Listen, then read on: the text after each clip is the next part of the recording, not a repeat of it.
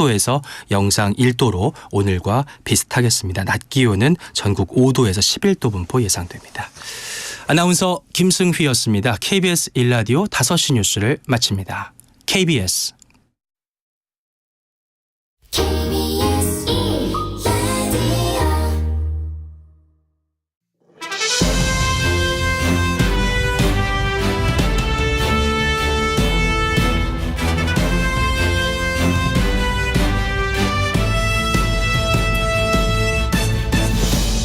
특집 KBS 1라디오 저녁.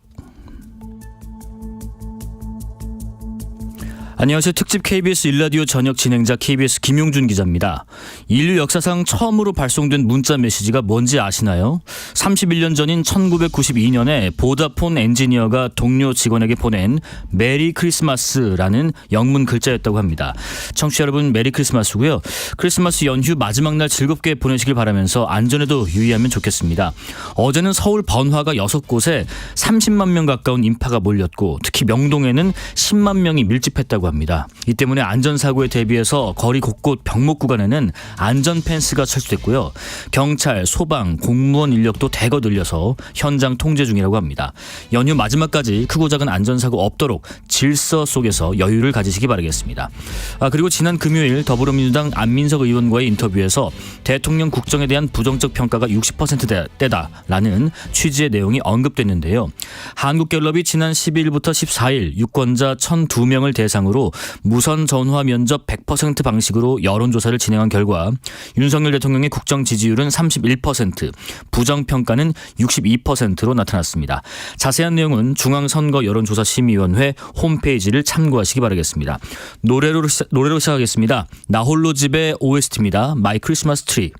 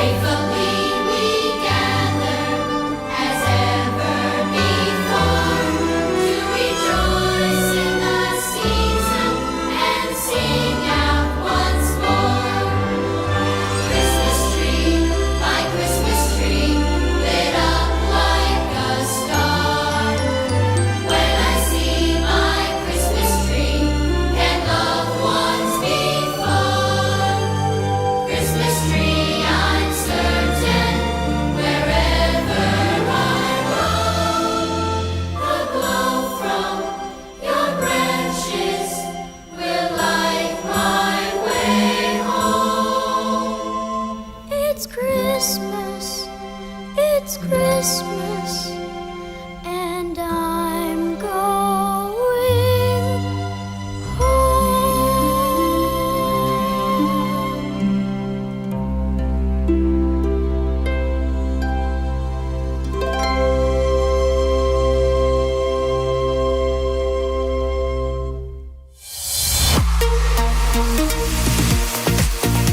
뉴스 브리핑입니다. 뉴스 브리핑 맡아주실 이현경 뉴스캐스터 모셨습니다. 안녕하십니까? 네, 안녕하세요.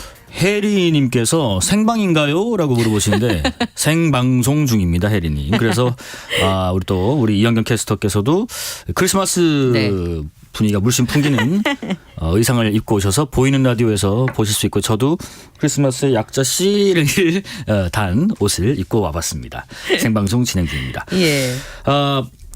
저는 언제 크리스마스 때 산타클로스, 산타 할아버지의 존재를 안 믿었었나. 물론 이 청취자분들 중에서도 아직도 있는 분도 계시겠지만은 그런 생각이 좀 들었어요. 네. 가물가물한데 8살쯤 되면은 산타 할아버지의 존재를 의심하기 시작한다는 연구 결과도 네. 있었는데요. 그중에서 산타가 어떻게 하룻밤에 전 세계를 다 돌아다녀 우리 굴뚝 집집마다 어떻게 와 뭐 그런 의문도 그 이유가 되기도 하는 것 같은데 저도 어제 봤습니다. 이제 전 세계를 지구 위로 이렇게 돌아다니면서 선물을 나눠주시는 산타 할아버지의 모습이 중계가 됐지요. 예.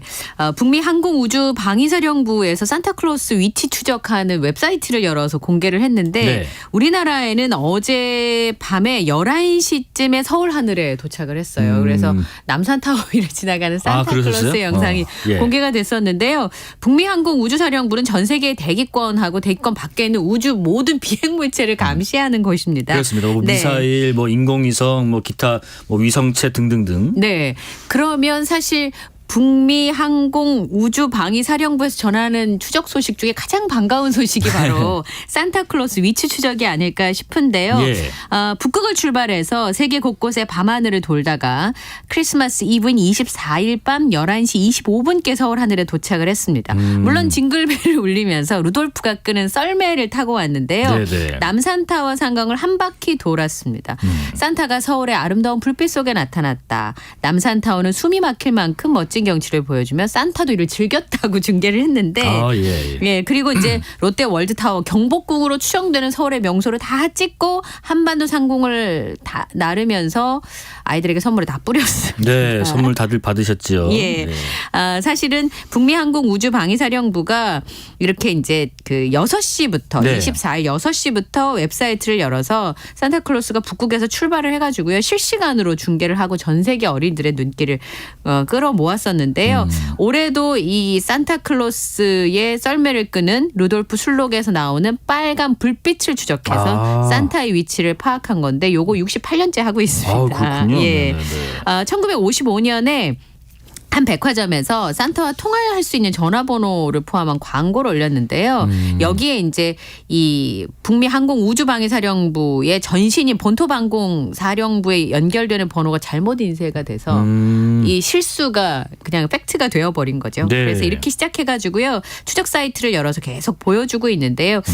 시차에 따라서 각 주요 도시를 차례로 순방한다고 합니다. 네, 어젯밤에 다녀가셨대요. 선물 다들 받으셨길 바라고요. 예. 앞서 제가 오프닝 때 말씀드렸는데 오늘도 연휴 끝날이고 네. 또 성탄절 당일이기 때문에 뭐 이 시간 이후에 또 저녁 식사, 그쵸. 뭐 파티, 뭐 곳곳에 뭐 이제 구경 가시는 분들 많으실 것 같아요. 사람들이 가장 많이 몰린 곳이 또 어디였는지 서울 시내 곳곳에서 궁금합니다. 예, 명동이었습니다. 실시간 인구 데이터를 기반으로 해가지고 보통 이제 휴대전화 회사에서 특정 지역의 인구 추계를 하거든요. 네. 그러니까 이제 사용자 신호를 기지국별로 분석을 해서 어느 지역에 사람들이 가장 많이 모였는지를 알 수 있는데 그 지역에 예를 들어 휴대전화가 한 개가 아닐 수도 있고 그렇죠. 예. 그러니까 정확한 인구수를 측정할 수는 없지만 어쨌든 혼잡 정도는 굉장히 정확하게 파악할 수가 있는데요. 어젯밤에는요. 명동이 제일 많은 사람들이 몰렸습니다. 지금 서울의 실시간 도시 데이터를 분석해 보니까 7시 기준으로 네. 서울 명동이 제일 붐볐다고 합니다. 그다음은 영등포의 타임스퀘어 그리고 그다음은 송파구 잠실의 관광특구가 그 뒤를 이었는데요. 7시쯤에 잡힌 데이터를 보면 9만 2천 명에서 9만 4천 명. 명동이에요. 예. 그리고 제일 사람이 많았던 시각은 오후 6시 때인데요. 9만 4천 명에서 9만 6천 명 정도였습니다. 네. 그러니까 4시쯤 7만 명이었는데 2시간 만에 거의 2만 명이 늘어난 상황이었는데요. 몰렸네요. 근데 우리가 또 이태원을 경험을 했기 때문에 이게 약간 무섭다고 느낀 거예요. 예. 사람이 너무 많아서 무섭다. 오늘 잘못 나온 것 같다. 집에 있을 걸 그랬다. 뭐 이런 얘기들을 하시는 분들이 있으셨다고 하는데 이게 그 모 백화점 앞에 미디어 파사드가 굉장히 유명해요. 그래서 사실은 12월 한 달 동안 거기가 인증샷 성지였어요. 어딘지 알 것 같습니다. 예, 남대문 그래서 근처에 있죠? 네. 그러다 보니까 여기에 구름 인파가 모였고 이 미디어 파사드를 배경으로 사진을 찍기 위해서 유난히 많은 사람들이 모였습니다. 예. 인파가 굉장히 많이 엉켰고요. 그다음에 혼잡도 2위였던 곳이 영등포 타임스퀘어가 2만 8천 명에서 3만 명이 밀집한 것으로 보였는데 오히려 여기는 4, 5시에 3만 명이 넘었었는데 오히려 유동인구가 조금씩 줄었다고 합니다. 네네. 그리고 잠실의 경우에는 오후 7시 기준으로 9만 8천 명에서 10만 명 정도가 오가기도 했었는데요. 여기는 5시에 10만 명, 11만 명이 몰렸었는데 그때가 제일 혼잡하고 오히려 저녁 7시쯤에는 쭉 사람이 빠졌다고 합니다. 그리고 네. 홍대에도 인구가 많이 붐볐다고 하는데요. 네. 사람이 많이 모이는 건 즐거운 일이긴 한데 안전은 좀 담보가 돼야 되지 않을까 싶습니다. 그래서 지금 그 인파 몰릴 것을 대비해서 경찰에서도 어제 인력을 배치하기도 했었죠. 네. 예. 하여튼 전국 곳곳이 화이트 크리스마스다 보니까 사람들이 네. 굉장히 좀 이렇게 흥이 나서 많은 곳에 또 모였지만은 안전 사고 네. 각별히 좀 유의해서 즐기시면 좋을 것 같습니다. 정치권 소식 넘어가 보겠습니다. 한동훈 전 법무장관 내일 국민의힘 비상대책위원장으로 아마 취임하게 될 겁니다. 절차를 거쳐서 하겠죠. 총선 앞두고 지금 이준석 전 대표의 탈당에 대한 어떤 가늠자가 되겠지요. 네, 일주일이 제일 예. 어려울 것 같습니다. 한동훈 비상대책위원회 체제가 내일 이제 전국위원회를 열어서 표결을 거친 다음에 한동훈 비상대책위원장 인준을 마무리하게 될 것으로 보입니다. 네. 뭐 의원총회도 있었고 연석회의도 있었으니까 당내 의견은 많이 모아졌고 이견은 줄어든 상황이니까 큰 문제는 없을 것으로 전망이 되는데요. 내일 오전 10시에 당무와 관련된 주요 사항을 심의하는 전국위원회가 온라인으로 열리게 되고요. 여기서 당원 대표자들이 ARS 자동응답 시스템으로 투표를 합니다. 예. 지금 총선을 앞두고 있는 상황에서 우여곡절 끝에 비상대책위원회가 열리는 상황이기 때문에 앞으로 이제 어떤 방향으로 진행될 것인가 거기에 정치권의 관심이 쏠리는데요. 네. 일주일이 제일 중요하다고 말씀을 드렸던 게 27일 날 이준석 전 대표가 탈당을 예고한 날인데 그렇죠. 탈당을 강행한다는 얘기잖아요. 예, 예. 그러니까 그거를 또 어떻게 끌고 갈지.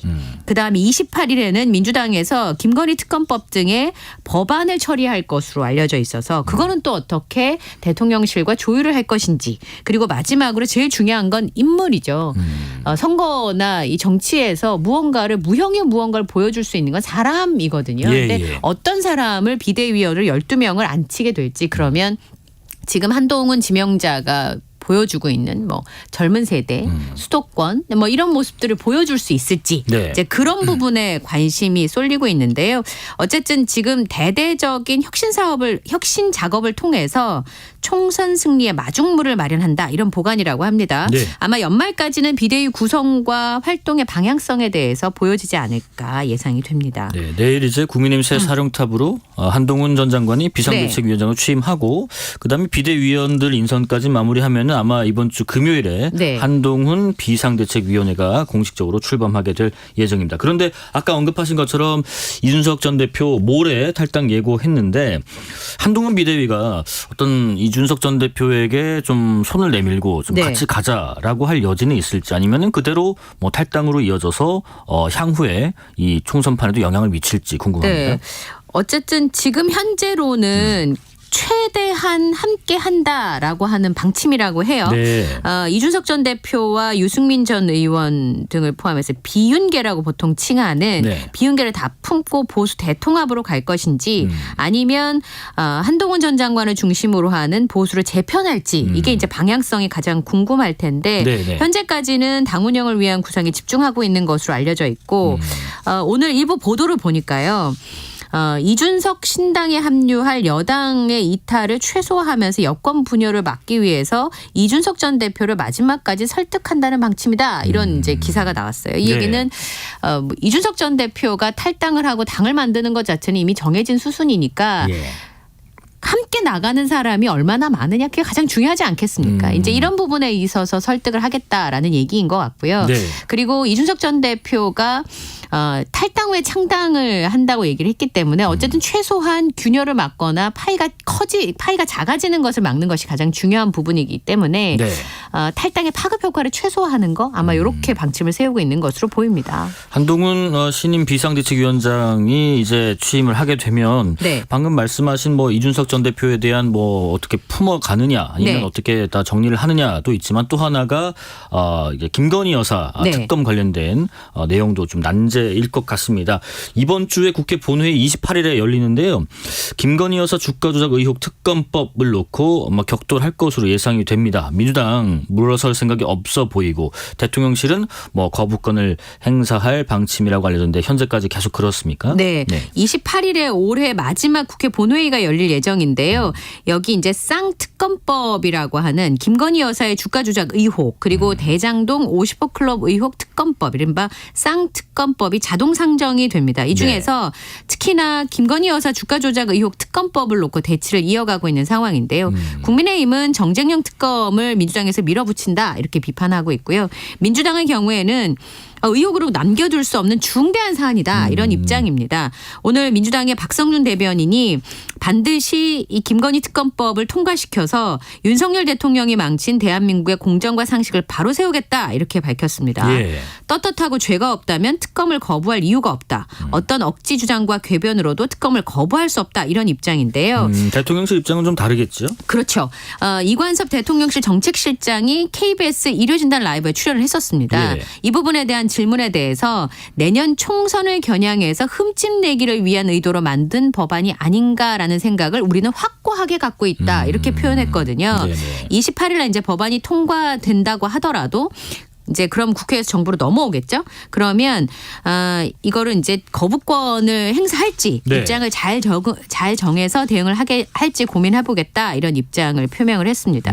그러면 이 야당과의 정치적 조율을 한동훈 비대위원장 지명자가 안 할 수 없는 상황인데 네. 그러면 지금 대통령실과 당과의 관계를 수직적이라고 비판하는 사람들이 굉장히 많잖아요. 근데 이거를 구도의 변화를 좀 가져올 수 있을지 그리고 정치력을 얼마나 발휘할 수 있을지도 정치권에서 눈여겨보고 있는 대목이죠. 네.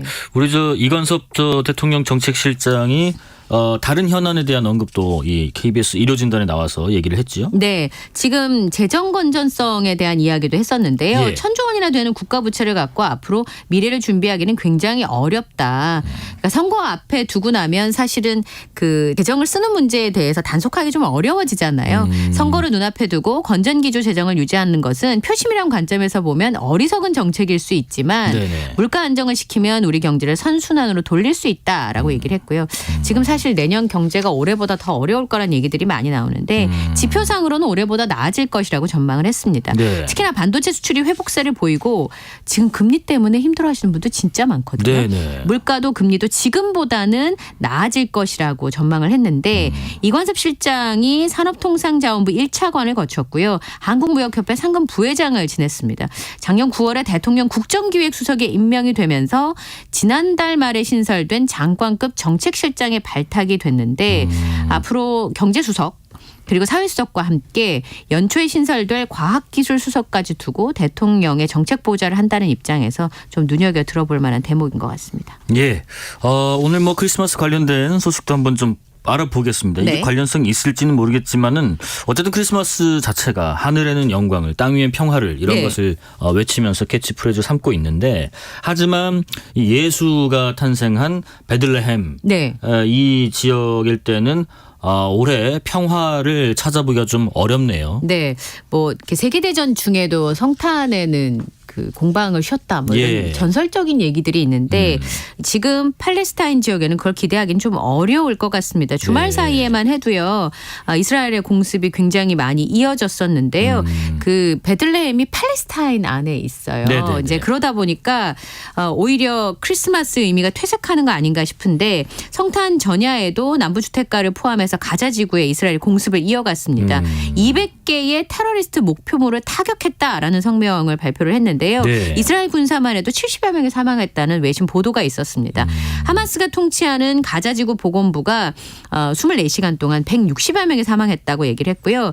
가자지구 남부의 라파에는 남성 시신 2구가 운구되는 장면이 포착이 됐고 난민촌도 포격을 당해서 여러 채가 파손됐다 이런 증언들이 나오고 있습니다. 네. 특히나 예수의 탄생지 베들레헴은 사실 요맘때가 되면 성지순례 가시는 분들 진짜 많은데 올해는 뭐 행사를 할 수 있는 상황이 아니었습니다. 베들레헴에서 멀지 않은 가자지구에서 24일까지 현재 2만 명이 숨진 것으로 집계가 됐는데요. 지금 나온 보도를 보니까 가장 최근 집계가 가자지구가 사망자 2만 424명, 부상자가 5만 명이 넘습니다. 그리고 요르단 진구 서한 지구의 이스라엘 점령지에만 사망자가 300명이 넘어가는 상황이거든요. 네네. 그러다 보니까 이 비극을 끝내야 된다라는 종교계의 목소리가 있는데요. 프란치스코 교황이 성탄 전야 미사를 집전하면서 생애 평화를 호소했습니다. 하지만 네타냐후 총리는 전쟁을 계속 이어가겠다는 뜻을 또 한 번 분명히 했고요. 대가를 치르고 있지만 계속 싸우는 거 말고는 선택지가 없다라고 밝혔습니다. 네. 그리고 네타냐후 이스라엘 총리의 부인은 가자 지구의 인질 석방을 위해서 교황한테 직접 편지를 썼어요. 영향력을 행사해달라 이런 네. 호소를 했는데요. 이 CNN에서는 지금 가자지구 남부의 라파 국경 인근에 총성과 함께 소요 사태가 일어났다 이렇게 전하기도 했습니다. 예, 뭐 성탄절 즈음에 국제 소식도 들어봤는데 오늘 성탄절 새벽에 국내에서도 참 안타까운 사건 사고 소식이 있었는데 보니까 불이 나가지고 그죠? 네. 아파트에 불이 나서 30대 부부가 자녀를 안고 이렇게 밖으로 네. 긴급하게 이제 뛰어내렸는데 한 4층 높이 정도 됐다고 하던데 예. 결국에 그 남편 되시는 분이 숨지는 일이 있었다고요. 그러니까요. 예. 이 가족의 크리스마스는 이제 해마다 아빠를 기억하게 되지 않을까. 저는 문득 예. 그런 생각이 들었는데요. 오늘 새벽에 있어서 더 많이 놀라셨을 거예요. 네네. 4시 57분쯤에 방학동에 있는 23층짜리 아파트 3층에서 화재가 발생을 했습니다. 이 화재로 30대 남성이 2명이 숨지고 20여 명이 다쳐서 병원으로 옮겨졌는데요. 네. 지금 말씀드린 것처럼 3층에서 불이 났는데 이 30대 부부는 4층에 살았어요. 그러니까 바로 아래층에 불이 난 거잖아요. 예, 예. 그러니까 너무 놀라서 7개월과 2살짜리 자녀를 각각 한 명씩 안고 뛰어내린 거예요. 아이고 하나가 7개월, 하나가 2살이요. 예, 아이고, 그래서 예. 추락을 했는데 남편이 33살 박모 씨가 심정지 상태로 발견이 됐고 아, 병원으로 이송됐지만 끝내 사망했습니다.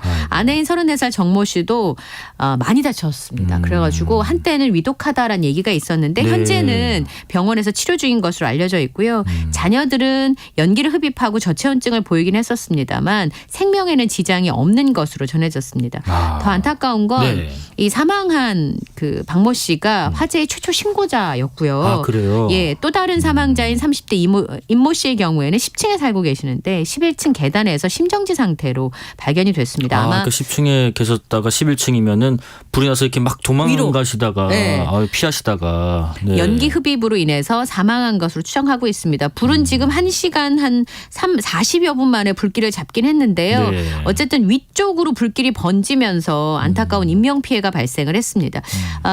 현재로는 이제 방화 등의 범죄 혐의점은 없는 것으로 경찰은 파악을 하고 있기 때문에 네. 내일 현장 합동 감식을 통해서 정확한 화재 원인을 밝힐 예정입니다. 아, 참 안타까운 사고 소식이 들어왔네요. 삼가 고인의 명복을 빌겠습니다.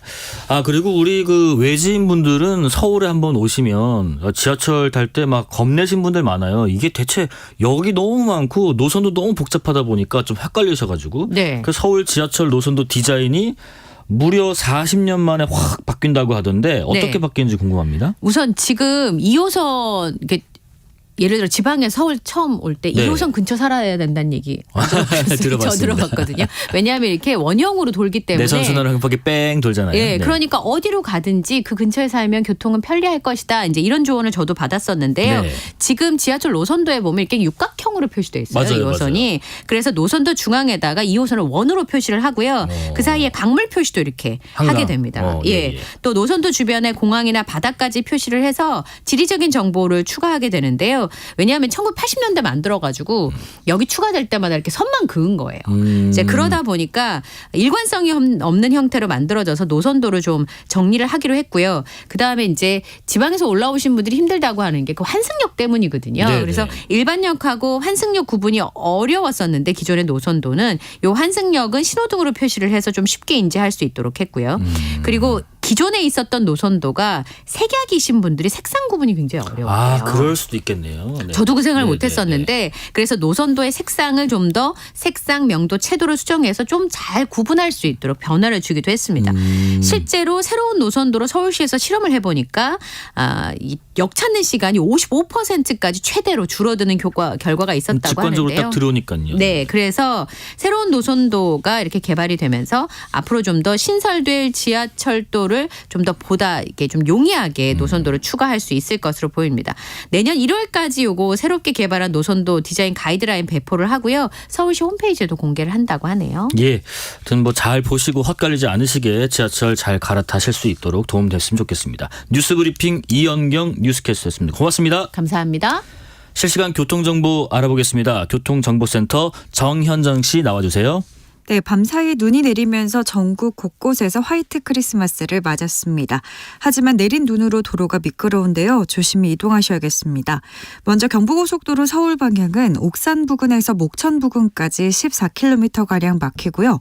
목천 부근에서는 중형 버스 화재 사고 처리를 하고 있습니다. 북천안 부근에서 밀리기 시작했고요. 안성분기점에서 안성분기점까지 밀리고 있습니다. 양재에서 반포까지 제속도 못 내고요. 반대 부산 쪽으로는 잠원에서 서초, 천안 부근에서 목천 부근까지 밀리고 있습니다. 서울 양양고속도로는 서울 쪽인데요. 동홍천 부근에서 춘천 분기점까지 밀리기 시작했고요. 서종에서 화도 분기점까지 제속도 못 냅니다. 영동고속도로 인천 방향으로는 횡성휴게소에서 새마을 부근까지 10km 가까이 천천히 가고요. 여주 분기점에서 여주 휴게소까지 밀리고 있습니다. 평택 제천간 고속도로 제천 쪽으로는 남한성 진출로 1차로에서는 승용차 관련 사고 있습니다. 미리 차로 변경이 필요하겠습니다. 동쪽을 중심으로는 건조특보가 발령 중인 가운데 대기가 계속 메말라가고 있으니까요. 강원 영동과 경북은 내일까지 화재 발생하지 않도록 신경 쓰셔야겠습니다. KBS 교통정보센터에서 정현정입니다. 베리 매닐로우 앤 익스포스의 징글벨 캐럴 듣고 이어가겠습니다. Jingle bells, jingle all the way. Oh, what fun it is to ride in a one-horse open sleigh. Jingle bells, jingle all the way. Oh, what fun it is to ride in a one-horse open sleigh. Dashing through the snow in a one-horse open sleigh. O'er the fields we go, laughing all the way. Bells on bobtails ring, making spirits bright. What fun it is to ride and sing a sleighing song tonight. Jingle bells, jingle bells, jingle all the way. Oh, what fun it is to ride in a one-horse open sleigh. Jingle bells, jingle bells, jingle all the way. Oh, what fun it is to ride in a one-horse open sleigh. Dashing through the snow in a one-horse open sleigh. O'er the fields we go, laughing all the way. Bells on bobtails ring, making spirits bright. Oh, what fun to ride and sing a sleighing song tonight. Jingle bells, jingle all the way. Oh, what fun it is to ride in a one-horse open sleigh. Have a lot of fun. Jingle bells, jingle all the way. Oh, what fun it is to ride in a one-horse open sleigh.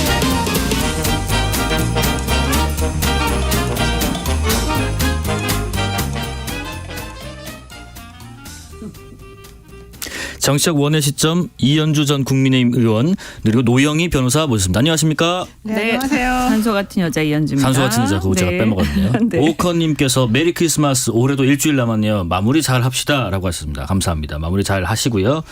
자, 우선은 국민의힘 얘기해 보겠습니다. 비상대책위원장으로 지명된 한동훈 전 법무장관 내일 국민의힘 전국이 의결 거치면 당의 비상대책위원장으로 공식 이제 시작을 하게 되고 국민의힘 그리고 여당 지도부 또 한동훈 전 장관의 각각의 결정 일단 총평을 한번 들어보겠습니다. 이 의원님. 네, 이건 뭐 어차피 윤심이다. 네. 윤심이다. 예, 네. 예, 예. 그래서 윤 대통령의 의중이 전부 관철되고 있는 거라서 저 어떻게 보면 윤심이 너무 지나치게 당에 영향을 미치고 정치에 영향을 미치고 이런 것들이 당의 어떤 지지율의 한계를 가져오고 그래서 또 총선에서 참패가 예상이 되는 이런 상황을 극복하려고 하는데 다시 또 윤심을 반영한 비대위원장께서 오시는 거라서 네. 이 방향이 제가 생각할 땐 정반대로 갔다. 아. 네. 근데 노 변호사님도 총평을 듣고 싶은데 근데 특별한 선택지가 없었다는 평가도 있지 않습니까? 그렇죠. 예, 예. 사실은 뭐 누구를 그 자리에 앉히겠습니까? 예. 솔직히 말해가지고 그러면은 대통령 입장에서는 사실 이제 대통령이 여기에 개입하면 안 되는 건데 어쨌든 여기는 지금 대통령의 힘이 세다고 지금 얘기가 되고 있으니 네. 그분 입장에서는 본인하고 의사소통이 매우 잘 되면서 내가 굳이 말하지 않아도 알아서 잘 내 의중에 맞춰서 뭔가를 좀 정리해 줄 사람 또 내지는 카리스마를 가지고 이 당을 좀 다른 사람하고 좀 차별화돼 시켜줄 수 있는 그런 사람 예. 그리고 좀 신선한 사람 그리고 사실은 제가 보기에는 대통령은 별로 정치인을 그렇게 막 신뢰하는 편은 아닌 것 같아요. 제가 정치인을요? 예, 예전부터 이제 검찰을 오래 해서 그러신 거겠지만 검사들을 되게 신뢰하시잖아요. 근데 상대적으로 이제 정치인들에 대한 수사도 많이 하고 재벌에 대한 수사도 많이 하고 이러다 보니까 네. 제가 이제 듣기로는 그분들에 대한 신뢰보다는 우리 이제 법조인들에 대한 신뢰가 훨씬 더 컸었단 말이죠. 아. 그런 측면에서 한동훈 장관이야말로 이제 본인의 딱 그거에 맞는 그런 사람이었다고 생각이 들고요. 근데 이제 김기현 체제로는 안 되니까 그럼 할 수 있는 사람은 한동훈밖에 없다. 이렇게 몰고 간 게 아닌가 네. 생각이 들어요. 지금 예, 말씀하십시오. 김기현 체제를 또 만든 게 또 누구예요? 그러니까 이게 처음부터 만들어나고 문제가 있었다라는 거고 예. 이게 이제 누가 밀었냐라고 했을 때 이거 받쳐준 사람들이 결국 친윤들이거든요. 그러니까 이제 빠져나올 수 없는 수렁으로 가고 있는 거 아니냐. 그 정도예요. 네. 한동훈 장관의 개인의 어떤 능력과 이런 걸로 극복할 수 있는 구조가 아니에요. 선거에서 가장 중요한 구도거든요. 네. 구도. 그런데 구도에서 정말 극복하기 어려운 한계를 가지고 있고 또 한편으로 보면 이제 저는 이 검찰의 어떤 신권위주의 시대 이런 것들이 지금 현재 대한민국의 어떤 국면에서 봤을 때 경제도 그렇고 사회 문화 모든 면에서 우리는 이제 더 이상 상명하복의 이 권위주의 시대를 벗어나는 게 사실 이제 선진국 대한민국의 시대 정신이거든요. 예. 근데 그 상명하복의 문화를 벗어나는 게 아니라 더 깊이 들어가고 있는 것 같아서 저는 이제 이런 흐름이 제가 생각하는 정치적 이상에 너무나 맞지 않아서 개인적으로는 굉장히 고민에 있죠. 예, 약간 뭐 쓴소리들을 해주셨는데 네. 이런 얘기도 나옵니다. 민주당의 친이계 좌장이신 정성호 의원 그리고 며칠 전에 저희 방송에서 안민석 의원께서도 만만한 상대가 아닐 것이다. 뭐 이런 얘기는 하는데 그 부분은 혹시 동의하시는지요, 노 변호사님? 그렇죠. 사실은 윤석열 대통령이 대통령 되는 그 과정을 생각해 보면은 기존 예. 정치인들이 생각했던 그 시나리오들을 안 간 부분들이 되게 많잖아요. 예. 저는 한동훈 장관도 그런 측면에서는 어쨌든 언론이나 이런 쪽에서 많이 지금 우호적으로 계속해서 나오고 있는 것들을 10분 활용할 것 같아요. 예. 그렇게 되면 현실적으로 실제보다도 좀 더 한 120% 정도는 더 좋은 방향으로 아마 결과가 나오기도 전부터 이제 방향이 만들어질 것이고 그거에 맞춰가지고 하다 보면 생각했던 것보다 훨씬 시너지가 더 많이 커져가지고 제가 보기에는 더 잘 될 수도 있어요. 근데 이제 문제는 예. 이제 28일 특검부터 시작해가지고 지금 첩첩산중으로 지금 과제가 산적해 있는 있죠. 문제들이 예. 많잖아요. 그거를 대통령의 뜻을 완벽하게 받아들일 수도 없고 안 받아들일 수도 없고 이 딜레마를 어떻게 극복하느냐 세련되게. 근데 그걸 그렇게 세련되게 극복하기는 쉽지는 않을 것 같아서 네. 그런 부분에 있어서 현실적인 문제점이 있을 것 같고 그것만 잘 해결하면 되겠죠. 근데 그게 생각보다 쉽지 않을 것 같긴 해요. 쉽게 볼 수 없다 해서 이 의원님은 어떻게 생각하세요? 네, 그분이 이렇게 개인적인 역량이야 뭐 아직은 검증은 안 됐지만 예. 뭐 윤석열 대통령보다 낫다고 사람들이 생각하니까 비대위원장으로 모신 거 아니겠어요? 예. 그런데 문제는 뭐냐면 이번에도 보면 비대위원장을 왜 지금 왔냐? 조금 더 있다가 올 수도 있고 더 빨리 왔을 수도 있는데 지금 왜 오느냐. 네.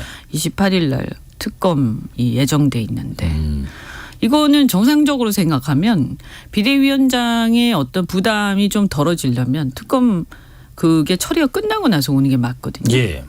근데 이제 제가 볼 때는 이제 역으로 이렇게 오는 것은 특검 때문에 오는 것이다라는 생각이 들죠. 그래서 역시나 이제 그래서 무슨 얘기를 하는가 하고 살펴봤더니 이분이 딱 오시자마자 일성이 악법이다 이렇게 얘기를 하시는 거예요. 그래서 특검을 이 방어해야 되는 어떤 확실한 미션이 있구나 하는 생각이 들었고요. 네네. 이렇게 되면 이제 윤석열 대통령과의 차별화는커녕 같이 수렁으로 들어가는 거죠. 네. 네. 그 당 내 얘기도 좀 궁금한 게요. 그러면은 한동훈 전 장관이 당 쇄신은 어떻게 할 것인가 궁금한데 29일 금요일쯤에 이제 비대위원까지 진영을 다 갖추면 그 다음에 가장 먼저 당 쇄신을 위해서 꺼낼 카드 노 변호사님 뭐라고 예상하세요? 지금 뭐 세대를 조금 젊은 사람들로 채워달라 이런 게 많다는 거 아니겠습니까? 예. 그러니까 김기현 대표 있을 때는 그냥 영남권 기존에 있던 사람들을 중심으로 계속 다시 그냥 정비를 했다면 네. 이준석 대표는 원래 또 남성 위주로 또 조금 그런 식으로 했었잖아요. 아주 젊은 사람들로. 네. 그러니까 이제 한동훈 장관은 그 중간 정도가 될 것 같아요. 그래서 여성을 조금 더 많이 기용하면서 네. 또 참신하다고 생각되는 뭐 검사 라인들 플러스 신인 플러스 90년대 생까지 아우를 수 있는 뭔가 새로운 사람들을 이제 집어넣으려고 하겠죠. 네. 그런데 저는 그 사람들을 그렇게 막 할 수는 없을 거라고 봐요. 지금 이준석 신당도 그렇고 어쨌든 그쪽의 힘을 좀 빼야 되는 게 한동훈 장관이 또 해야 되는 일이니까 네. 그렇게 하자 그러면은 본인이 잘 아는 사람들을 결국은 포진시킬 수밖에 없어요. 지금 얘기 많이 되고 있는 사람들이 뭐 여성은 이수정 교수 그다음에 이혜지 의원인가요? 김예지 최고위원 예. 뭐 이제 이런 분들 지금 얘기되고 있지 않습니까? 예. 그런데 그럼 지금 김예지 의원은 또 본인은 지금 안 한다고 고사했다는 얘기가 있어요. 네네네네. 그래서 실제 본인이 하고 싶어하는 사람들하고 정말로 그 사람들 데려다가 뭔가 일을 하고 싶다 하더라도 현실적으로는 그게 이렇게 썩 잘 될 것 같지는 않고 그러려면 일이 잘 되는 사람은 결국 자기가 그동안 몸담았던 조직에서 차출하는 수밖에 없어서 제가 보기에 지금 정치 경험이나 이런 게 없는 상황이라고 한다면 못 믿어요 또. 그러면 결국 윤석열 대통령하고 생각하는 바운더리가 비슷할 거기 때문에 저는 검사나 뭐 정치를 좀 덜 해본 전문가 그룹에서 뭔가 조금 모양새를 갖추게 되지 않을까 이런 생각 좀 합니다. 비대위원 구성 그렇게 갈 것으로 보세요, 이 의원님? 사실 저는 개인적으로 우리가 항상 보면 뭐 최고위원들도 있고 비대위원들도 있고 혁신위원들도 있고 하지만 시작할 때는 누가 오냐 뭐 이 사람 어떻다 그래서 이렇게 기대가 된다 많은 국민들이 또 방송에서 다들 우리도 얘기를 하지만 지나고 나서 보면 그것이 무슨 의미가 있었느냐 싶거든요. 결국에는 그냥 위원장 혼자서 다 하는 거고 그냥 아주 까놓고 얘기하면 그런 거죠. 그래서 그냥 일종의 이제 구색 맞추기라서 저는 사실은 뭐 비대위원이 누가 온다 이거 그렇게 중요하지 않다. 아주 뭔가 존재감이 확실한 사람이 누가 오면 모를까. 네. 그렇지 않는 이상은 특히 어떤 경험이 별로 없고 그다음에 어떤 영향력 대중적 영향력이 별로 없는 사람이 비대위원으로 왔을 때는 그건 그냥 하나의 일종의 장식품 심하게 얘기하면 그런 수준이다. 그래서 이거에 대해서 지금 이제 국민들도 이미 그런 상황 너무 많이 봤기 때문에 지난번에 혁신위원들 그 인요한 혁신위원장 오셨을 때 혁신위원들이 그렇게 많이 뭐 젊은 여성분들도 있고 근데 그분들이 뭐 했지? 누구였지? 기억도 안 나실걸요 아마. 네. 그래서 이제 이거는 국민이 더 이상 속지 않고요. 이제 저는 이번에 비대위 딱 그냥 두 가지예요. 제가 볼 때는 첫째 공천. 예. 공천 어떻게 할 거냐? 그럼 윤석열 대통령의 어떤 그 당무 개입 또는 간접적으로 공천에 대한 압박 이런 거하고 독립되게 할까 하는 거. 그다음 두 번째 그러니까 그 첫째 공천에서 또 친윤 공천. 그래서 이 친윤 근데 이걸 벗어나려면 친윤들하고 이 어느 정도 선을 그어야 되는데 안타깝게도 이번에 비대위원장 오는 과정에서 보면 결국에는 이제 친윤이 친한으로 바뀌는 과정으로 보인단 말이죠. 예. 같은 사람들이 미는 거예요. 그러면 이렇게 해서 그들의 어떤 그 후광을 입고 들어왔는데 이거 무시할 수 있나? 결국에는 그 영향을 받을 것이다. 네. 이런 이제 걱정이 되고 그다음에 두 번째는 뭐냐? 그러면 두 번째 이 비대위가 보여줄 수 있는 것은 아까 첫 번째 공천 문제라고 했고 네. 두 번째는 결국 공정화 상식을 어떻게 그 무너진 공정화 상식 어떻게 복원시킬 거냐. 거기서 가장 첫 번째 관문이 특검법 처리다. 네. 대통령의 친인척 내지는 가족과 관련된 비리 의혹에 대해서 얼만큼 확실하게 선을 긋고 아주 공명정대하게 엄격한 모습을 보이느냐 하는 건데 이거 그렇게 쉽지 않죠. 그래서 굉장히 어려운데도 불구하고 이게 잘 될 수가 없는데 그러면 둘 중에 하나잖아요. 왔으니까. 네. 그러니까 그냥 눈 딱 감고 그냥 시키는 대로 할 거야 라든가 네. 그게 아니면 정말 눈 딱 감고 그냥 거침없이 내 마음대로 할 거야. 그냥 뭐 윤석열 대통령이고 김건희 여사고 나발이고 가네. 그냥 누가 뭐라고 하든 나 신경 안 쓸 거야 하고 예. 확 하는 건데 근데 저는 사실은 두 번째면 좋겠어요. 저는 그걸 바라고 네. 사실은 저 같으면 그렇게 당연히 그렇게 할 수밖에 없는 상황이 그렇게 하지 않으면 살아남지 못하는 상황인데 네. 근데 이제 아까도 제가 얘기했지만 일성이 악법이다라고 하면서 방어하기 시작하는 걸 보면서 그다음에 친윤들이 둘러싸서 옹이되는 걸 보면서 시작부터 그러니까 윤석열 대통령이 예. 처음에 그 정의로운 사법 정의에 실현한 정의로운 검사 이미지에서 어디서부터 무너지기 시작하냐면 이 국민의힘에 입당을 하는데 이게 좀 구태의연한 정치인들 그 소위 윤핵관이라고 네네. 하는 그렇게 썩 대중적 이미지나 영향이 좋지 않은 사람들하고 손잡고 당에 입당하는 것 같다. 그때 이게 둘러싼 사람들의 면면을 보면 예. 그랬었단 말이에요. 그래서 거기서부터 이거는 한계가 있다. 이런 생각을 했는데 이거 지금 이 상황도 비슷하다. 예. 예. 알겠습니다. 그래서 정치가 뭐 제대로 되려면 네. 어렵더라도 원칙대로 해야 됩니다. 네.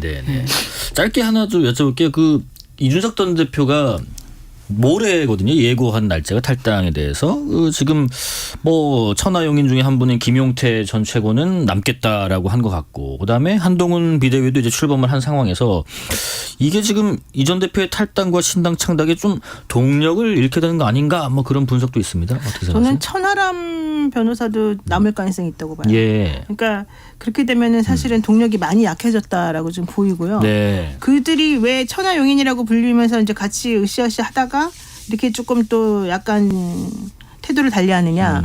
결과적으로는 이준석 신당을 통해서 얻는 공천보다는 지금 국민의힘이 이제 바뀌었다라고 하는 거 플러스 공천이 자기에게 유리하게 돌아갈 가능성 이제 이런 것들을 계산하지 않을 수가 없거든요. 예.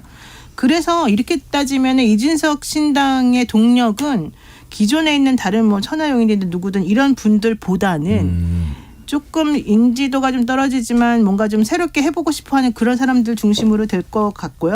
한동훈 장관이 이런 사람들을 오히려 만류하면서 못 뻗어나가게 세력이 좀 확장되지 않도록 막는 역할을 지금 하고 있다고 생각해요. 예. 그래서 지금 제가 봤을 때 이준석 대표 이제 캐릭터하고 한동훈 장관 캐릭터하고 그 안에 조직의 여러 가지 그 움직임하고 이런 것들을 종합해 보면 이준석 전 대표의 신당이 사실은 생각보다 그러니까 예전보다 예. 그러니까 너무 늦어서 그런 것도 있어요. 이게 오히려 조금 힘을 좀 많이 잃었다. 그리고 그렇게 하는 데에는 한동훈 장관이 이준석 대표가 안 만나고 대신에 오히려 이준석 고립화 작전을 사용하면서 네. 뭔가 좀 저쪽으로 가는 분위기를 차단시키는 신선감을 오히려 이쪽에 주면서 네. 좀 그런 식으로 갈 가능성이 크다고 봐요. 이 의원님 그 위화도 회군이 아니라 국민의힘 회군 이준석 전 대표가 선택할 수도 있나요? 뭐 아직까지는 그럴 가능성도 남아 있죠. 그렇습니까? 네. 근데 이제 그러니까 사실은 이렇게 사람들이 생각할 여지를 주는 것 자체가 문제인 거죠. 예. 그렇죠?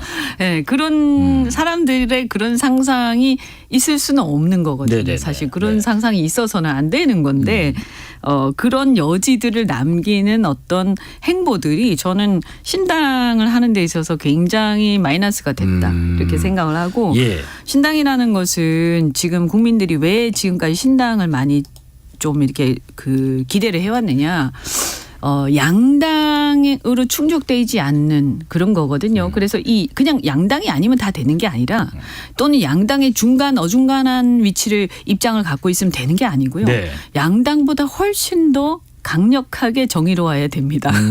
그래서 이 두 당이 너 좀 정의롭지 않아. 이거 뭔가 공정하지 않아. 뭔가 제대로 안 하고 있어. 도덕적이지 못해. 정말 마음에 안 들어. 이런 사람들이 무당파로 지금 빠져 있는데 이게 그냥 중간이 아니고요. 무당파예요. 그래서 이 사람들한테 이게 대안이야라고 돼야 되는데 그게 아니라 그냥 뭐 두 당에 비해서 훨씬 더 정의롭다는 생각이 안 들기 시작하면 이렇게 확 안 가는 거죠. 그래서 저는 이제 여기서 가장 큰 또 문제가 뭐냐. 또 한동훈 장관 말씀하셨으니까 네. 그 지금의 어떤 시대 정신에서 반윤이라고 하면 그 핵심은 뭐냐? 결국 아까도 제가 말씀드렸지만 이것을 검찰이라고 표현할 수도 있을 텐데 그것보다는 좀 더 근원적으로 저는 이 권위주의 어떤 세태 대한민국이 군사정권 이후에도 완전히 극복하지 못한 이 상명하복의 이 시스템이라든가 이런 우리를 짓누르는 그래서 어떻게 보면 공무원들 공직자들이 국민보다는 윗사람 눈치만 계속 보는 네. 그래서 여러 가지 사고들도 터지고 하는 거 아니에요. 그래서 이것을 극복하는 게 쉽지 않은 거예요. 근데 이게 어떤 시대 정신 중에 하나라고 저는 생각하거든요. 이 부분에서 신당이 예. 그러려면 이준석 대표가 그 부분에서 명확하게 입장을 그었어야 되는데 그게 이제 애매했어요. 네. 저는 그런 것들이 사실은 이 포지셔닝에서 굉장히 잘 안 됐다. 이런 생각이 듭니다. 저도 뭐 예. 사실 그런 걸 지켜봤는데 그 부분은 아쉽다. 보면 이렇게 예, 좀 생각이 좀 다른 것 같다. 예. 민주당 얘기해 보겠습니다. 민주당 내 공천 경선 잡음에 큰 우려를 했다. 어제 정세균, 김부겸 두 전직 총리가 만나서 나눈 대화라고 하는데요. 당 통합도 강조했다고 하고요. 이낙연 전 총리까지 해서 3총리 회동 성사 가능성이 있을지요, 노 변호사님?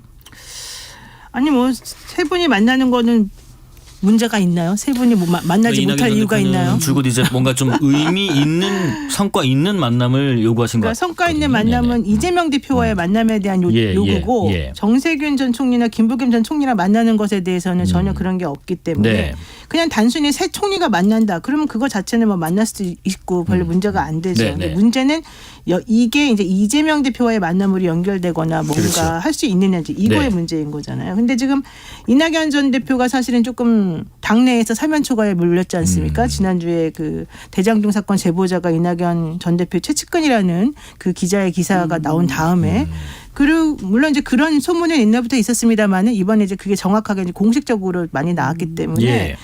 그것 때문에 오히려 저는 조금 지금은 좀 수에 몰려서 오히려 더 통합이나 이런 쪽으로 조금 더 본인을 낮추는 쪽으로 해야 될 필요성이 더 커졌다. 네. 그렇게 되면은 지금까지 이제 큰 소리 치고 통합을 조금 마치 그 모든 키가 이재명 대표와 양보에만 있는 것처럼 보여졌던 여러 가지 것들이 오히려 이낙연 전 총리 쪽으로도 조금 무게추가 내려가서 오히려 저는 좀 만날 수 있는 통합의 그런 그 요청이나 이런 거에 응답할 가능성들은 좀 더 커졌다라고 지금 봐요. 네. 근데 여기에 이제 얼마나 양보할 수 있느냐 서로 이제 그게 문제인 거겠죠. 무건 수행 마치고 진짜 정치로 나와라. 이재명의 빌런 정치가 대통령과 여당의 빗나가는 화살만 쏘고 있다라고 이원욱 민주당 의원이 이런 얘기를 했는데 이 의원님 이재명 대표가 빌런이라고요. 포용해야 한다. 대표직 내려놓고 통합 비대로 가야 한다. 이렇게 생각하시는지요? 제가 보니까 예. 어쨌든 확실히 이렇게 당의 문화가 다른 것 같긴 예. 해요. 어쨌든 민주당에서는 지금 야당인데도 불구하고 굉장히 말의 수위가 굉장히 높구나. 그렇죠. 빌런이라는 빌런 정치라고 했대. 빌런 정치. 저는 이런 생각이 들어요. 그래서 당연히 포용해야 되겠죠. 포용도 해야 되는데 그런데 지금 사실은 이제 여당 같으면 이제 권력이 있기 때문에 이 권력을 가지고 이 권력 어떻게 나눌 것이냐를 가지고 내부에 항상 여당은 분열이 있습니다. 항상. 그런데 야당은 실은 야당이 분열되는 경우 이렇게 많지는 않거든요. 대부분 야당은 통합하는 쪽으로 가요. 왜냐하면 힘을 탈탈 긁어 모아도 네네. 사실은 이 저항한다는 게 쉬운 일은 아니기 때문에 권력에. 근데 지금 보면 이렇게 이런 이제 상황들을 보면서 이게 참 국민들이 국가를 나라를 걱정을 하는데도 야당도 지금 상황을 보면 약간 이렇게 너무 안이한 거 아닌가? 그냥 가만히 있으면 다 이긴다고 생각하는가? 이런 생각이 좀 들고. 네. 그다음에 또 하나는 뭐냐면 저는 민주당한테 이렇게 바라고 싶은 건 뭐냐면 지난 대선 때 왜 졌는가. 지난 대선 때 문재인 정권 5년 하고 나서 정권이 교체됐는데 그 정권이 교체되고 나서 지금 다시 국민들이 이 교체된 정권에 대해서 실망하고 있는 중이죠. 그런데 그렇다면 당연히 여당은 그럼 왜 실망하고 있는가 고민해야겠지. 야당 입장에서는 예. 왜 5년 만에 정권이 교체돼 있느냐. 이걸 다시 돌아보고 사실 그거에 대해서 아무것도 바뀐 게 없어요. 민주당은. 네. 그래서 국민들이 야당에다가 반사 이익을 확 주고 싶어도 그럼 바뀐 게 있어라는 거에 대한 고민들을 하는 거거든요. 네. 어쨌든 한동훈 장관이 뭐 윤석열 대통령과 한 몸이라고 할지라도 겉으로는 무슨 혁신하는 제스처를 취할 거 아닙니까? 그런데 민주당이 이거는 그냥 우린 다 이긴 밥이 그거야 판이야. 그래서 감나무 밑에서 입만 벌리고 앉아 있다가는 저는 이것은 뭐 굉장히 어려울 것이다. 알겠습니다. 그래서 어떻든 저는 나라를 좀 생각해서 네. 야당은 야당 역할을 제대로 좀 해야 된다. 이런 생각이 예. 듭니다. 오늘 두 분과 함께한 시간은 오늘이 마지막인데요. 정치적 원외 시점에서 노영희 변호사님 앞으로 우리 향후의 정치판에 대해서 원외 시점에서 촌철살인 한 말씀 해주신다면요. 잘하시길 바랍니다. 잘 하시기 바랍니다. 기원합니다. 너무 간단한 거 아니에요? 촌철살인은 원래 길지 않거든요. 그래요? 그러면은 시간이 상대적으로 좀 여유가 있으니까 우리 이연주 의원님께서는 좀 향후 계획까지 같이 좀 여쭤볼게요. 네네네. 뭐 아마 이제 주말도 해서 네. 연휴에 사람들이 이제 영화도 많이 보시고 하는데 요즘에 서울의 봄 영화가 굉장히 유행이지 않습니까? 어젠가요? 1000만 넘었다더라고요. 네. 그래서 저도 참 내용을 대충은 알고 있었지만 보면서 아주 여러 가지 생각을 하게 됐는데 네. 이게 그러니까 빌런은 항상 있어요. 근데 세상이 안 좋아지는 거는 빌런 때문이 아니고요. 그 사이에 끼어 있는 노재현 같은 그런 사람들이 그러니까 정의롭지 못하고 이렇게 비겁하고 그다음에 충분히 유능하지 못해서 정의를 지켜낼 수 없는 네네. 그런 상황 때문이거든요. 네. 그래서 저는 그 부분에서 우리가 한번 다시 새겨볼 필요가 있다. 그래서 알겠습니다. 제가 앞으로 저는 1월 10일 날 조금만 짧게 네, 부탁드리겠습니다. 1월 10일 날 저녁에 제가 여의도에서 네. 출판기념회 하거든요. 네. 그래서 시간 내시면 제가 페이스북에 다 올릴 테니까 오시고 책이 이제 한국 정치의 보문론가 다시 쌓는 민주주의. 네, 네. 감사합니다. 홍보했습니다. 알겠습니다. 그동안 네, 감사했습니다. 많이 정치적 봤어요. 원외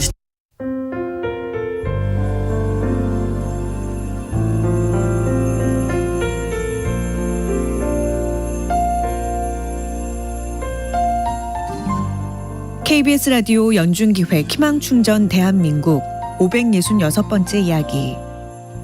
안녕하세요. 아나운서 이연주입니다. 17살 한별이는 자주 하늘을 바라봅니다. 얼마 전 갑작스러운 심정지로 두 손녀를 남긴 채 세상을 떠난 할머니. 그날 이후 한별이는 소녀가장이 됐습니다. 현재 미용고등학교에 다니며 자격증을 준비 중인 한별이는 동생이 뒷바라지를 위해 하루빨리 취업하는 게 목표인데요.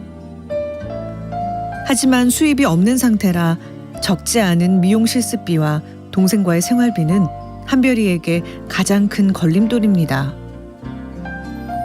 불안하고 위축될 때마다 마음속 할머니를 의지하며 눈물을 참아내는 한별이. 한별이와 동생이 지금의 어려움을 잘 극복하고 성장할 수 있도록 여러분이 희망의 빛을 선물해 주세요.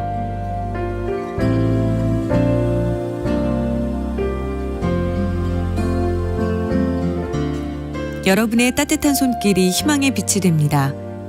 ARS 060-700-1580 060-700-1580 한 통화 3,000원으로 희망을 선물해 주세요. KBS 라디오 연중기획 희망충전 대한민국은 초록우산 어린이재단, 인탑스 주식회사 그리고 청취자 여러분과 함께합니다. ARS 060-700-1580 한 통화 3,000원입니다.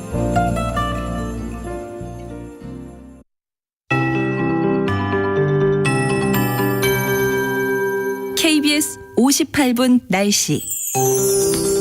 오늘 중부와 전북을 중심으로 눈이 내리기도 했는데요. 최근 눈이 내려 쌓인 지역에선 낮 동안 녹은 눈이 밤에 다시 올 수 있어서 빙판이 여전히 많겠습니다. 교통 안전에 유의하셔야겠습니다. 어제부터 차가운 대륙고기압이 찬성지를 잃어서 추위가 좀 누그러졌습니다. 어제 오늘 서울 등 영상을 회복한 곳이 많은데요. 내일 아침 기온 서울 영하 1도 등 영하 6도에서 영상 1도 분포가 되겠습니다. 평년 기온은 크게 웃돌 걸로 보이고요. 낮 기온도 마찬가지입니다. 서울 7도 등 5도에서 11도 분포가 되겠습니다. 사만사온이라는 겨울철 날씨 특성 잦은데 지난주는 내내 매우 추웠고 이번 주는 초반에는 그래도 널뛰기 기온 상승으로 비교적 따뜻한 겨울이 되겠습니다. 내일 낮 기온은 서울 7도, 전국 5도에서 11도 분포가 되겠습니다. 오늘과 내일 영동과 경북권을 중심으로 바람이 매우 강하게 불겠습니다. 산지 쪽은 더 강할 것으로 보이고 이들 지역 동쪽은 건조특보 해당 지역이기도 합니다. 화재 예방에 신경 쓰셔야겠습니다. 오늘 밤부터 내일 아침 사이 짙은 안개 끼는 곳이 있겠고요. 날은 전반적으로 흐리겠습니다. 새벽부터 아침 사이 강원도 쪽에는 1cm 미만의 눈이 더 내릴 것으로 예상됩니다. 바다의 물결은 동해 먼바다를 중심으로 내일 오전부터 높겠습니다. 지금 서울의 기온은 영하 3도입니다. 강혜정입니다.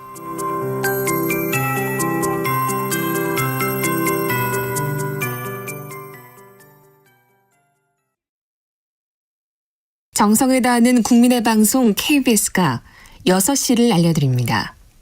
AM 711kHz, FM 97.3MHz, KBS 1라디오입니다. HLKA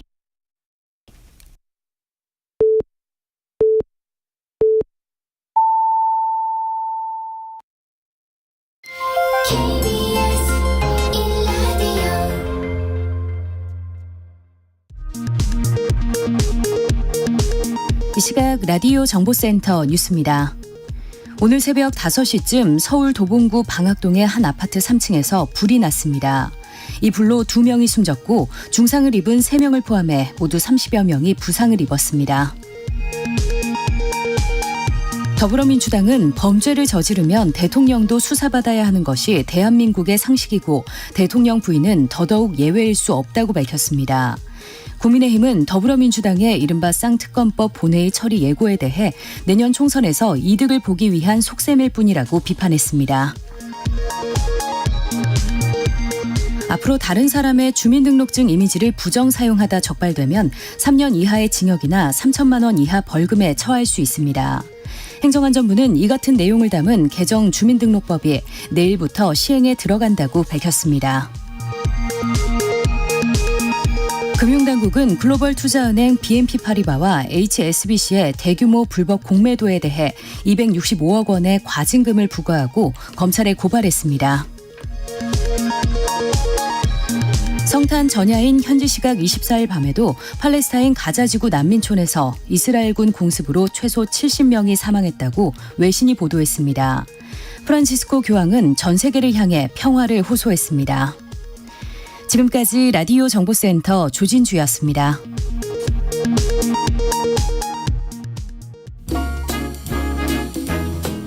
이 노래 아실 겁니다. 엘라 피츠제랄드의 슬레이 라이드 듣고 이어가겠습니다. Just hear those sleigh bells jingling, ring, ting, tingling too. Come on, it's lovely weather for a sleigh ride together with you. Outside the snow is falling and friends are calling you. Come on, it's lovely weather for a sleigh ride together with you. Giddy yap, let's go. Let's look at the show. We're riding in a wonderland of snow. Giddy yap, it's grand. Just holding your hand. We're gliding along with the song of a wintry fairyland. Our cheeks are nice and rosy and comfy cozy are we. We're snuggled up together like two birds of a feather would be. Let's take that road before us and sing a chorus or two. Come on, it's lovely weather for a sleigh ride together with you.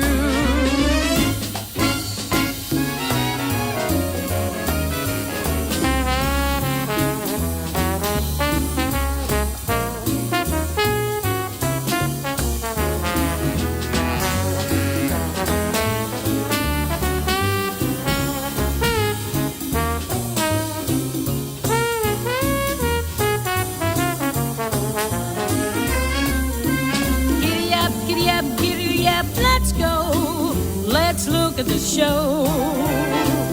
We're riding in a wonderland of snow.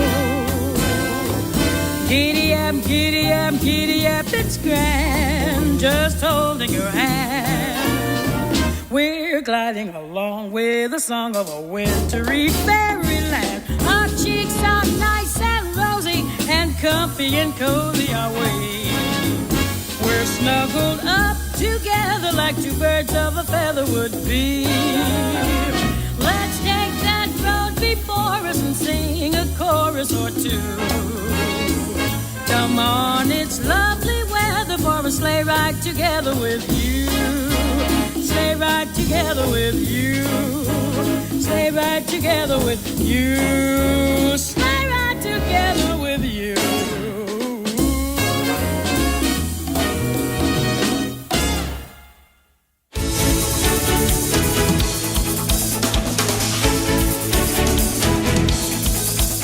네, 크리스마스도 이제 한 6시간 정도밖에 안 남았네요. 연말에 또 오늘 같은 휴일에 어떤 영화들 또 즐겨보시는지 궁금합니다. 뭐 좀 진부하지만 꼭 이맘때면 생각나는 그런 영화도 있고요.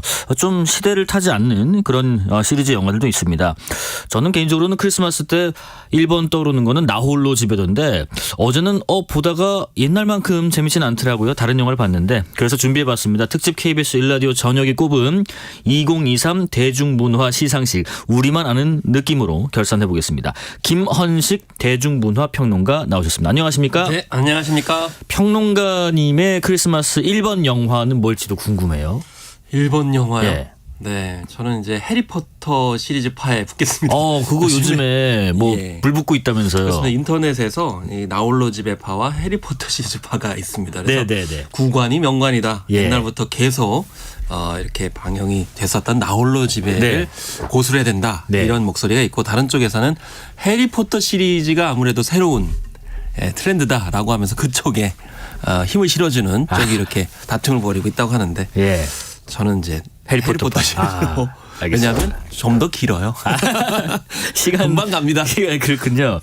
자, 우리 평론가님이 꼽으신 올해의 뭐부터 한번 들어볼까 하는데 영화, 뭐 드라마, 뭐 이런 OTT 콘텐츠 등등 뭐 통틀어서 이 작품 그래도 올해 하기 전에 한번 꼭 보셨으면 좋겠다. 하나 정도 꼽아주신다면 뭐가 있었을까요? 일단 주변에 제가 요즘에 얘기하고 있는 거는 이제 고려 거란 전쟁입니다. 감사합니다. 저희 KBS, 감사하는 게 아니고 저희 저는 KBS에 이번 주에 한 해만 방영이 돼가지고 맞아요. 그 시상식 때문에 너무 아쉬워가지고요. 네네네. 팬들이 똑같은 마음이 아닐까 이런 생각이 드는데 정통사극이 오랜만에 돌아왔어요. 예. 근데 이 정통사극이 역사적 사실에 충실하잖아요. 근데 지금 워낙 판타지 사극이 너무 많다 보니까 이 정통 사극을 기다리는 팬들이 굉장히 많거든요. 제 주변에도 굉장히 많고 네. 오랜만에 딱 돌아왔는데 이게 맥이 같은 게 뭐 서울의 봄, 노량 다 역사적 사실에 바탕을 둔 작품들이잖아요. 예. 드라마에서도 이 고려 거란 전쟁이 정말 그런 면에서 공영방송의 역할을 제대로 해주고 있다. 특히 뭐 홈페이지에 가시면 또 그냥 쉽게 보실 수가 있잖아요. 그렇죠. 그렇지만 이제 한편으로는 이제 무빙이라는 작품을 또 빼놓을 수 없습니다. 무빙. 다만 이 작품은 돈을 따로 내셔야 되죠. 내셔야 되는 그런 측면이 있는데 왜 무빙을 좀 꼽았냐면은 사실 이제 과거의 어떤 역사적인 이야기를 또 같이 하는 겁니다. 그런 상황 속에서 좀 독특해요. 뭐냐면 우리가 이제 초능력자가 나오는 영웅물 뭐 헐리우드 이제 판으로 많이 봤지 않습니까? 근데 헐리우드에서는 이제 초능력자들이 나와가지고 뭐 지구를 구하거나 뭐 나라를 구하거나 이런 내용이 나오는데 가족이 잘 등장하지 않습니다. 그런데 무빙에서는 이제 강풀 작가의 원작입니다만은 부모가 만약에 초능력자면 그 자녀들은 어떻게 될까? 그 자녀들은 초능력이 있을까 없을까? 그리고 두 번째는 할리우드에서 시작했습니다마는 영웅들은 과연 자기가 하고 싶은 대로 마음대로 하면 살까? 그런데 사실은 그렇지 못하고 오히려 영웅들이 이용당하고 고통당하고. 그러니까 부모님 마음들 참 느끼잖아요. 자기가 초능력자인데 고통을 받았어요. 그럼 아이들도 유전이 돼요. 그러면 그 아이들도 고통을 받을 가능성이 많잖아요. 이거 어떻게 해야 되느냐? 그래서 부모와 자녀의 그런 모습을 이 초능력자를 통해서 투영을 할 수 있기 때문에 저는 해를 넘기기 전에 돈을 약간 지불하시더라도 한국 현대사와 관련해 가지고 또 여러 가지 상황을 또 같이 볼 수 있기 때문에 예. 가족끼리 보시면은 참 좋겠다라고 생각을 해서 무빙을 추천을 합니다. 무빙과 고려 거란 전쟁 두 개를 좀 꼽아주셨고요. 그 영화 얘기부터 한번 해보겠습니다. 네. 그 요즘에 뭐 서울의 봄이라는 아까 잠깐 언급하셨던 그 영화가 어제 새벽인가요? 1,000만 관객이 넘어섰다고 하더라고요. 네. 평론가님께서는 이 영화에 대한 흥행 비결 또 완성도 측면에서 어떤 부분이 대중들에게 좀 소구가 됐다고 생각하세요? 우리가 이제 역사적인 소재를 가지고 다뤘다 하더라도 네. 요즘에 이제 트렌드가 좀 바뀌고 있습니다. 어떻게 그래서 바뀌나요? 앞전까지만 해도 팩션 스타일이 유행을 했거든요. 근데 이제 지금 언론 보도가 자꾸 그 서울의 봄이 팩션 스타일이라고 얘기하는데 네네. 이건 이제 좀 구분할 필요가 있습니다. 이제 팩션 스타일은 팩이 들어갔기 때문에 네. 역사적 사실에 이제 충실할 거라고 생각을 하지만 팩션 스타일은 원래 역사적 사실의 5% 정도 되고요. 95% 정도가 허구입니다. 그런데 추리 기법을 사용합니다. 네. 역사적 사실 중에 굉장히 적은 사실인데 도대체 저 사건이 왜 일어났을까? 예를 들면 강감창 장군이 어떻게 이겼을까라는 걸 추리하는 방식으로 가는 게 팩션 스타일이고 이게 추리 소설이 유행하면서 한동안 유행을 했었습니다. 네. 한 10년 전에. 그런데 최근에는 팩트 체크가 유행을 하게 되면서 역사적 사실에 굉장히 충실한 장르 바로 팩추얼 장르가 이제 다시금 부각을 하고 있습니다. 팩추얼 장르. 그래서 이제 KBS 같은 경우에도 임진왜란 1592 같은 경우가 이순신 장군이 이제 임진왜란때 어떻게 싸웠는지를 역사적 사실에 굉장히 충실하게 했거든요. 그렇죠. 고증을 통해서 조사도 하고 취재도 하고요. 그렇습니다. 네네. 고려 거란 전쟁도 마찬가지로 역사적 사실에 굉장히 충실합니다. 도대체 어떻게 전쟁이 일어나게 됐고 그 상황에서 어떻게 극복했는지 거기에 초점이 맞춰져 있거든요. 바로 서울의 봄도 1979년 12월 12일에 군사 쿠데타가 일어났는데 도대체 밤에 9시에 무슨 일이 있던 건가. 그래서 쿠데타를 일으킨 쪽과 예. 그것을 막으려는 사람들이 어떻게 대결을 벌였고 어떻게 군사 쿠데타가 그렇게 될 수밖에 없었느냐라는 것을 그 사건의 추이에 맞춰 가지고 딱 접근해 주는데 예전에는요 역사를 다루면 주로 연출자들이 네. 자기 세계관이나 가치관이나 또 이렇게 어떤 예술적인 어떤 측면들을 부각하려고 너무 자기 이야기를 많이 했어요. 예, 그랬어요. 근데 서울의 봄은 그렇지 않고 그 사실에 충실해 가지고 관객들이 궁금한 부분을 이렇게 건드려 주니까 많은 분들이 12.12는 많이 들어봤어요. 익숙한 것 같아요. 근데 사실 우리 잘 몰라요. 예. 실제로 영화를 보니까 너무 몰랐던 내용들이 많이 있는 거고 그래서 기성세대들도 이런 일이 있었느냐라고 좀 놀라는 경우가 많고 이 새로운 세대들 2030 세대는 당황하는 거죠. 왜냐하면 아니 후진국에나 일어날 법했던 일이 1979년에 실제로 일어났단 말인가라고 네. 생각이 드니까 결국에는 역사적 소재라는 것이 친숙한 소재이기 때문에 전 세대가 같이 관심을 보이지만 거기에 색다른 관점이나 잘 몰랐던 부분을 잘 부각을 해주면 대중적으로 성공을 할 수 있다라는 것을 보여주었고요. 네. 그런 면에서 특히나 의미가 있었다고 생각합니다. 예. 아까 말씀하신 그 고려 거란전도 비슷한 맥락에서 제가 그 감독분하고 이야기할 기억이 있었는데 양규 장군에 대한 기록이 거의 뭐 한두 줄 정도라는 거죠. 근데 그 중에서도 뭐 손에 피가 철철 흐를 정도로 활시를 당겼다. 네. 이런 문헌 하나로 그때 무슨 일이 있었을까 이렇게 쫙 해내는 팩추얼 그렇죠. 장르에 기반한 영화가 다시금 또 유행을 하고 있는 것 같습니다. 젊은 층에서도 이 서울의 봄 영화를 많이 봤다고 하던데 뭐 한 번 보지 않고 여러 번 보는 관객도 있었다고 하고요. 영화관에서 영화를 한 번 보고 두 번 보고 세 번 보는 이 비결은 뭐라고 분석하시는지요? 일단 젊은 세대들이 왜 이렇게 보느냐라는 점에서 봤을 때 많은 언론들이 다루는데 저도 이제 처음에 개봉관을 갔는데 처음에 갔을 때는 어느 정도 연령이 되신 분들이 굉장히 많았어요. 그리고 저도 티켓을 간신히 구해가지고 갔는데 그 뒤에 이제 노량을 보러 이제 가고 이제 오가면서 보니까 갈수록 젊은 층이 많은 겁니다. 근데 지금의 관람 문화는 약간 변화했습니다. 어떻게요? 뭐냐면 그냥 영화만 보는 것이 아니고 참여할 수 있는 무엇인가 챌린지가 있게 되면 그래서 예를 들면 심박수 네네. 챌린지라는 것이 유행을 처음에 했는데 그게 뭐냐면 이제 스마트워치에 자기 심박수를 측정하는 기능이 있지 않습니까? 예, 저도 차고 있는데 나와요. 네.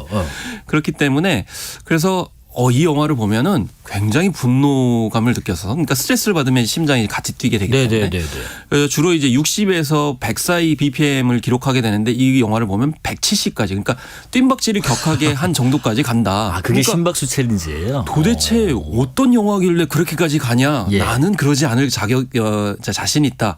그렇지만 자기도 모르게 이제 뛰어오는 거예요. 도대체 무엇인가. 근데 그게 그냥 단순히 흥미가 아니고 이 지금 2030 세대들은 공정 세대라고 불리거든요. 그만큼 공정하지 않은 것에 대해서 굉장히 같이 분노하고 그걸 이제 공유하고 싶어하는 그런 움직임들을 보입니다. 그래서 특히 SNS를 통해서 그런 움직임을 하는데 결국에는 사회적인 어떤 이슈나 이제 공론화될 수 있는 의제에 관련돼서 참여하면서 이걸 논의를 확산시키는데 무엇보다도 관람 문화가 연결됐다라는 것이고요. 그다음에 하나 문화는 우리가 이제 2030 세대를 바라볼 때 요즘 세대는 다 그냥 짧고 가볍고 이런 컨텐츠만 좋아하잖아라고 생각할 수 있지만 반대로 이 포미족이라고 하는 나를 위한 그런 가치 소비 측면에서는 디깅 문화라는 게 있습니다. 뭐냐면 자기가 좋아하거나 관심 분야는 깊이 파고 들어갑니다. 집중적으로 연구도 하고 뭐 찾아보기도 하고. 그게 가능해진 게 뭐냐면 하도 어렸을 때부터 이 스마트 기기들을 통해서 검색을 통해서 뭐 숙제나 과제들을 굉장히 많이 하던 세대라서 어떤 화두가 주어지면 그거에 관련돼서 온갖 이 자료들을 다 섭렵할 수가 있죠. 연관되는 것도 검색해보고. 그래서 이제 그걸 요즘에 이제 멀티 모달이라고 얘기하는데 각종 그 수단들을 활용을 해가지고 파고 들어가니 이게 더 증폭 효과를 나타내가지고 결국에는 영화를 볼 수밖에 없는 보고 또 한 번 더 보고 이런 거죠. 그러니까 우리가 영화 제작자는 이제는 화두를 던져주는 역할을 하면 충분하다는 거죠. 뭘 이렇게 주입하거나 이것은 이렇게 보시는 것이 옳습니다라는 세계관을 주입하거나 이럴 필요가 없다. 그렇죠. 앞서서 말씀 것을 이제 받아서 역사적 사실을 통해 가지고 그때 무슨 일이 일어났고 맥락은 이런 겁니다라고 던져주면 관객들은 그걸 알아서 판단을 하고 공론화를 시키고 여론을 형성하고 이렇게 가는 형태로 지금 관람 문화가 바뀌었다. 그래서 참여감을 얼마나 유도하느냐 이게 제일 중요하다. 이런 점을 우리 영화계가 좀 더 눈여겨봐야 되지 않을까 싶습니다. 재밌네요. 근데 서울의 봄 관련해서는 정치권 안팎에서는 영화를 두고 뭐 현실 정치와 연결해서 해석하는 경우도 간혹 있던데 뭐 그래도 영화는 영화일 뿐이지 않을까 하는 생각 들고요. 관객들이 좀 어떤 분에서 유념해서 보면 좋을까요? 물론 이제 영화와 이제 정치 이런 관점에서 이제 정치권에서는 이제 유리하게 활용을 하려는 것 같습니다. 그렇지만 영화를 정치적으로 활용하려고 했을 때 성공한 예는 없습니다. 네, 그래요. 이런 점이고요. 그렇기 때문에 좀 조심할 필요가 있고요. 그다음에 이 영화들은 이제 픽션과 넌픽션이 섞여 있습니다. 그래서 이제 다행인 것은 뭐 이것에 대해 역사 왜곡 논란 뭐 이런 지적도 있겠지만 지금은 워낙 많은 분들이 검색을 해서 일정 정도 이제 어떤 것이 진실이고 사실인가를 이제 찾아보시거든요. 그래서 젊은 세대뿐만 아니고 이제 기성세대들도 그렇게 더 하시면 더 좋겠다는 생각이 드는데 이 서울의 봄에서도 역사적 고증을 많이 했습니다만 사실 장태환 장군이 이태신 장군으로 나왔었거든요.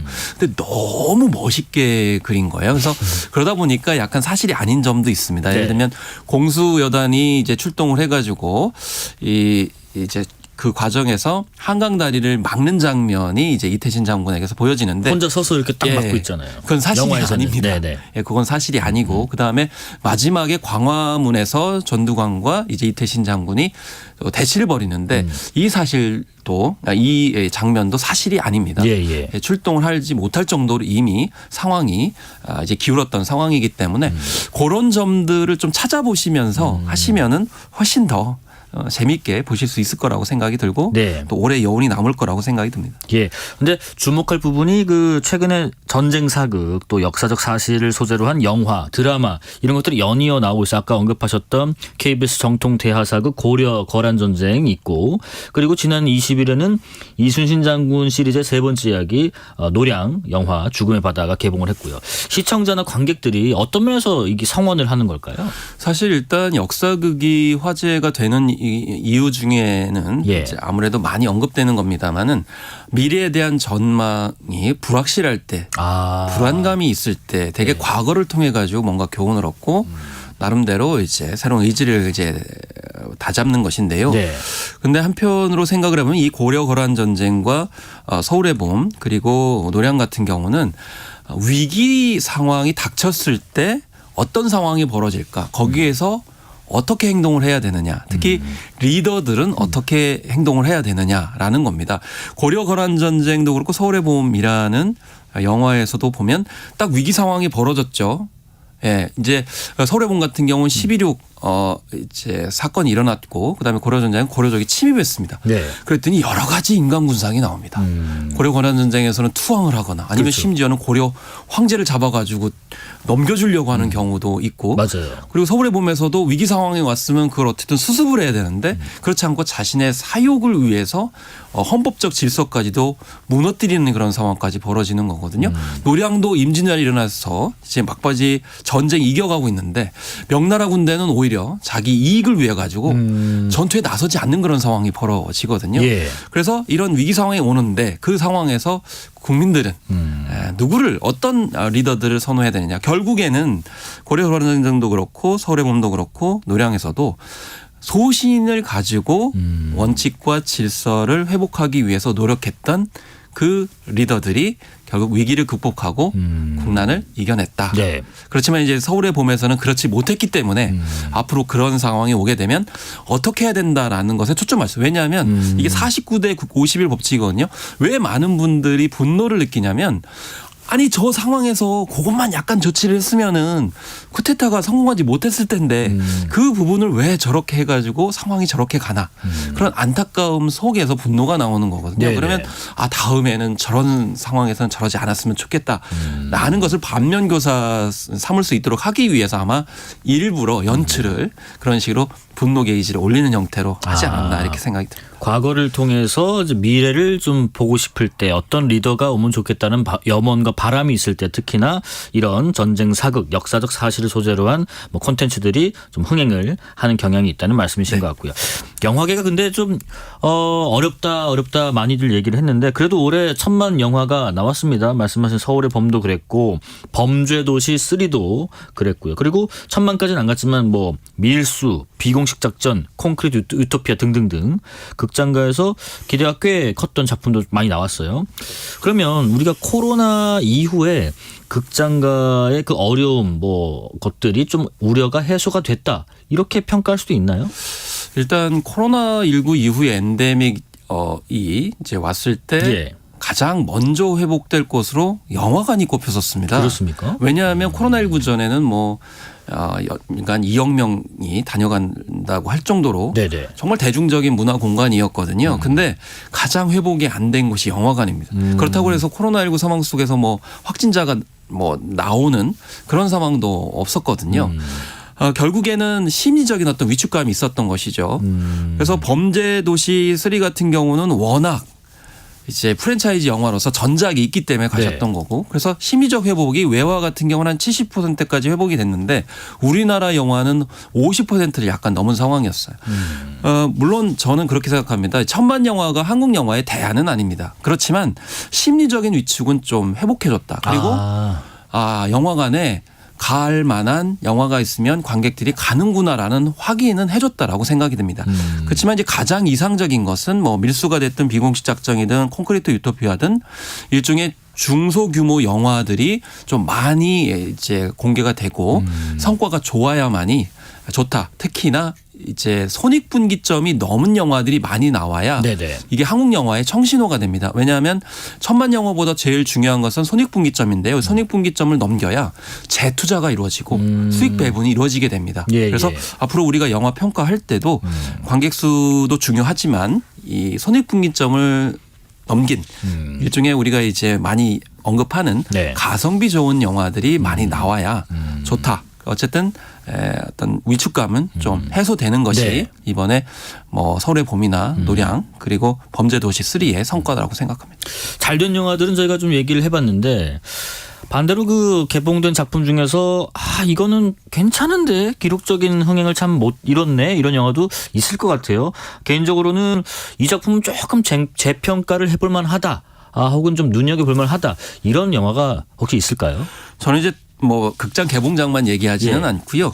1월 달에 개봉했었던 정이라고 하는 네. OTT의 작품이 인상적이었습니다. 강수연 씨가 나왔던 SF 영화인데 예. 요즘에 여성 서사가 중심인데 SF 영화의 여성 주인공이 나와요. 특히 여성 모성성의 바탕을 둬가지고 우주 공간에서 사이버 공간을 통해서 인간다움에 대해 고민하는데 네. 워낙 OTT 영화이기 때문에 좀 화제가 안 된 점에 있어서 좀 안타까운데 뒤늦게 좀 한번 보셨으면 좋겠고요. 네. 그다음에 이제 비공식 작전 같은 경우는 원래 손익분기점이 600만 명인데 100만 명을 약간 돌파를 했어요. 근데 이게 뭐 모가디슈라든지 예. 아니면은 이제 교섭과 좀 비슷하다고 그래가지고 많은 분들이 좀 안 보셨어요. 그래서 좀 안타까운 영화입니다. 실제로 보면은 좀 다른 부분들이 많이 있는데 예, 사실 교섭보다도 일찍 개봉을 했더라면 훨씬 더 이제 좋은 성과를 보였을 텐데 네. 왜 이런 일들이 벌어졌느냐? 저는 이제 그 영화 내용은 그렇지 않은데 흥행 공식을 따라가려다 보니까 비슷한 컨셉의 비슷한 제목의 내용으로 홍보를 하고 편성을 하다 보니 예.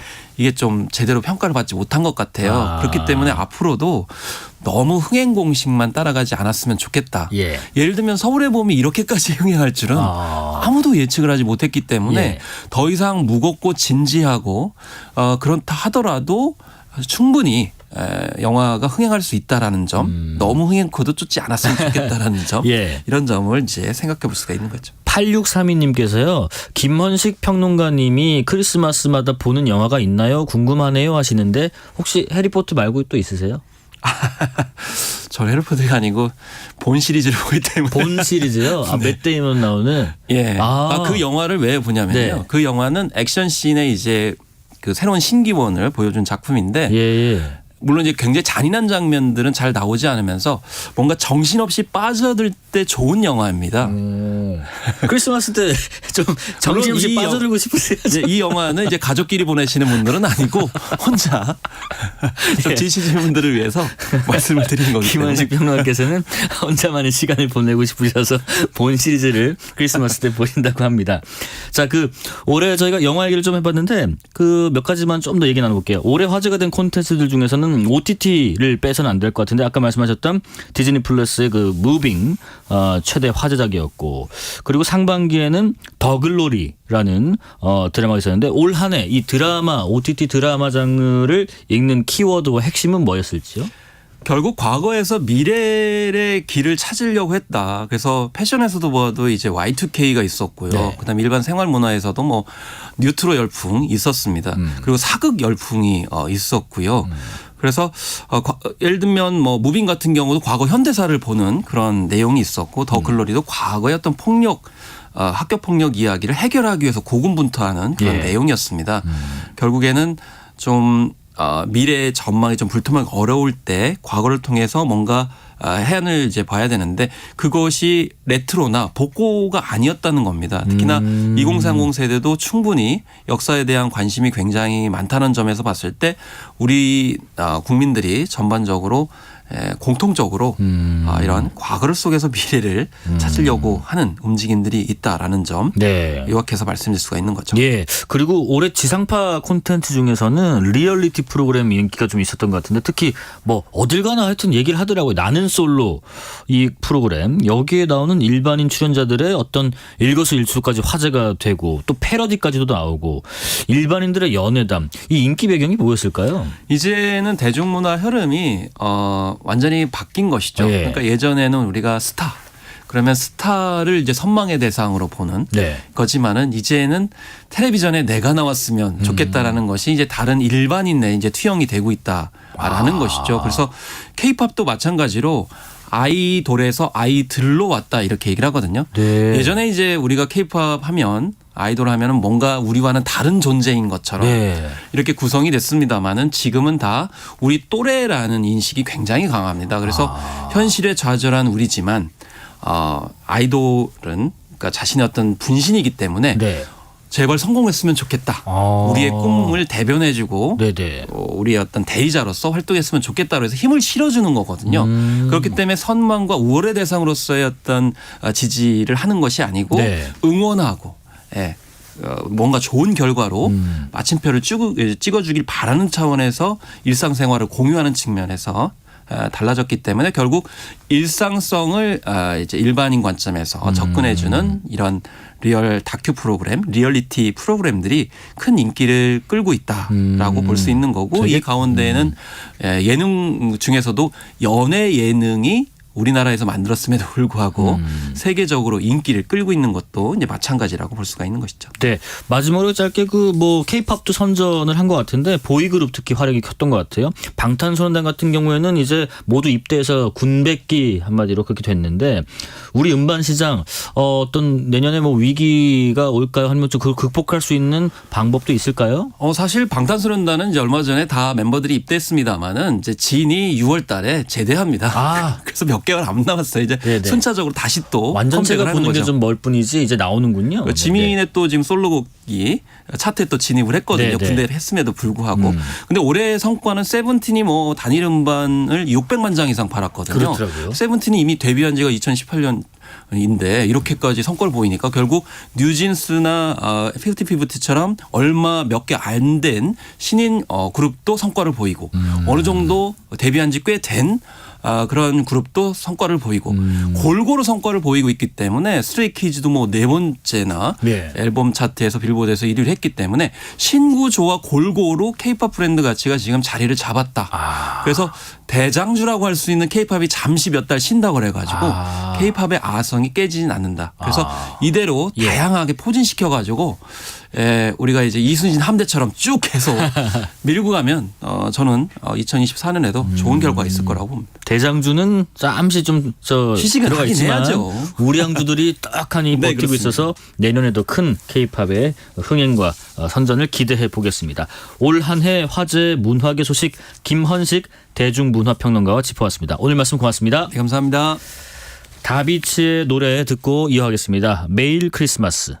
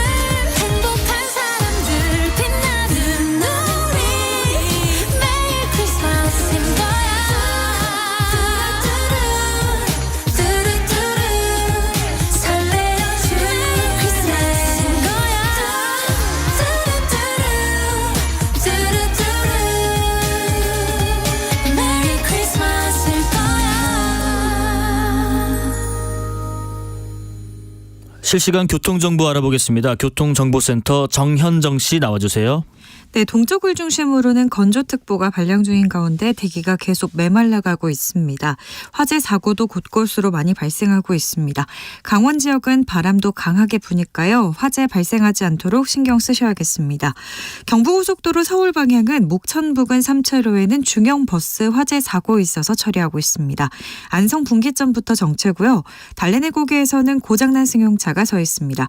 서초에서 반포까지 정체고요. 반대 부산 쪽으로는 잠원에서 서초까지 밀리고 있습니다. 천안 분기점에서 목천까지 제속도 못 내고요. 서해안고속도로 서울 쪽으로 일직 분기점에서 금천까지 막히고 있습니다. 통영 대전 간 고속도로 대전 방향은 금산 부근 2차로에 승용차 단독 사고 처리 중이고요. 올림픽대로 공항 쪽으로는 강동대교에서 암산대교 사이 4차로에 고장난 차가 서 있습니다. 미리 다른 차로로 변경이 필요하겠고요. 북부간선도로 종안 분기점 방향은 묵동나들목에서 월릉 분기점까지 천천히 갑니다. KBS 교통정보센터에서 정현정입니다.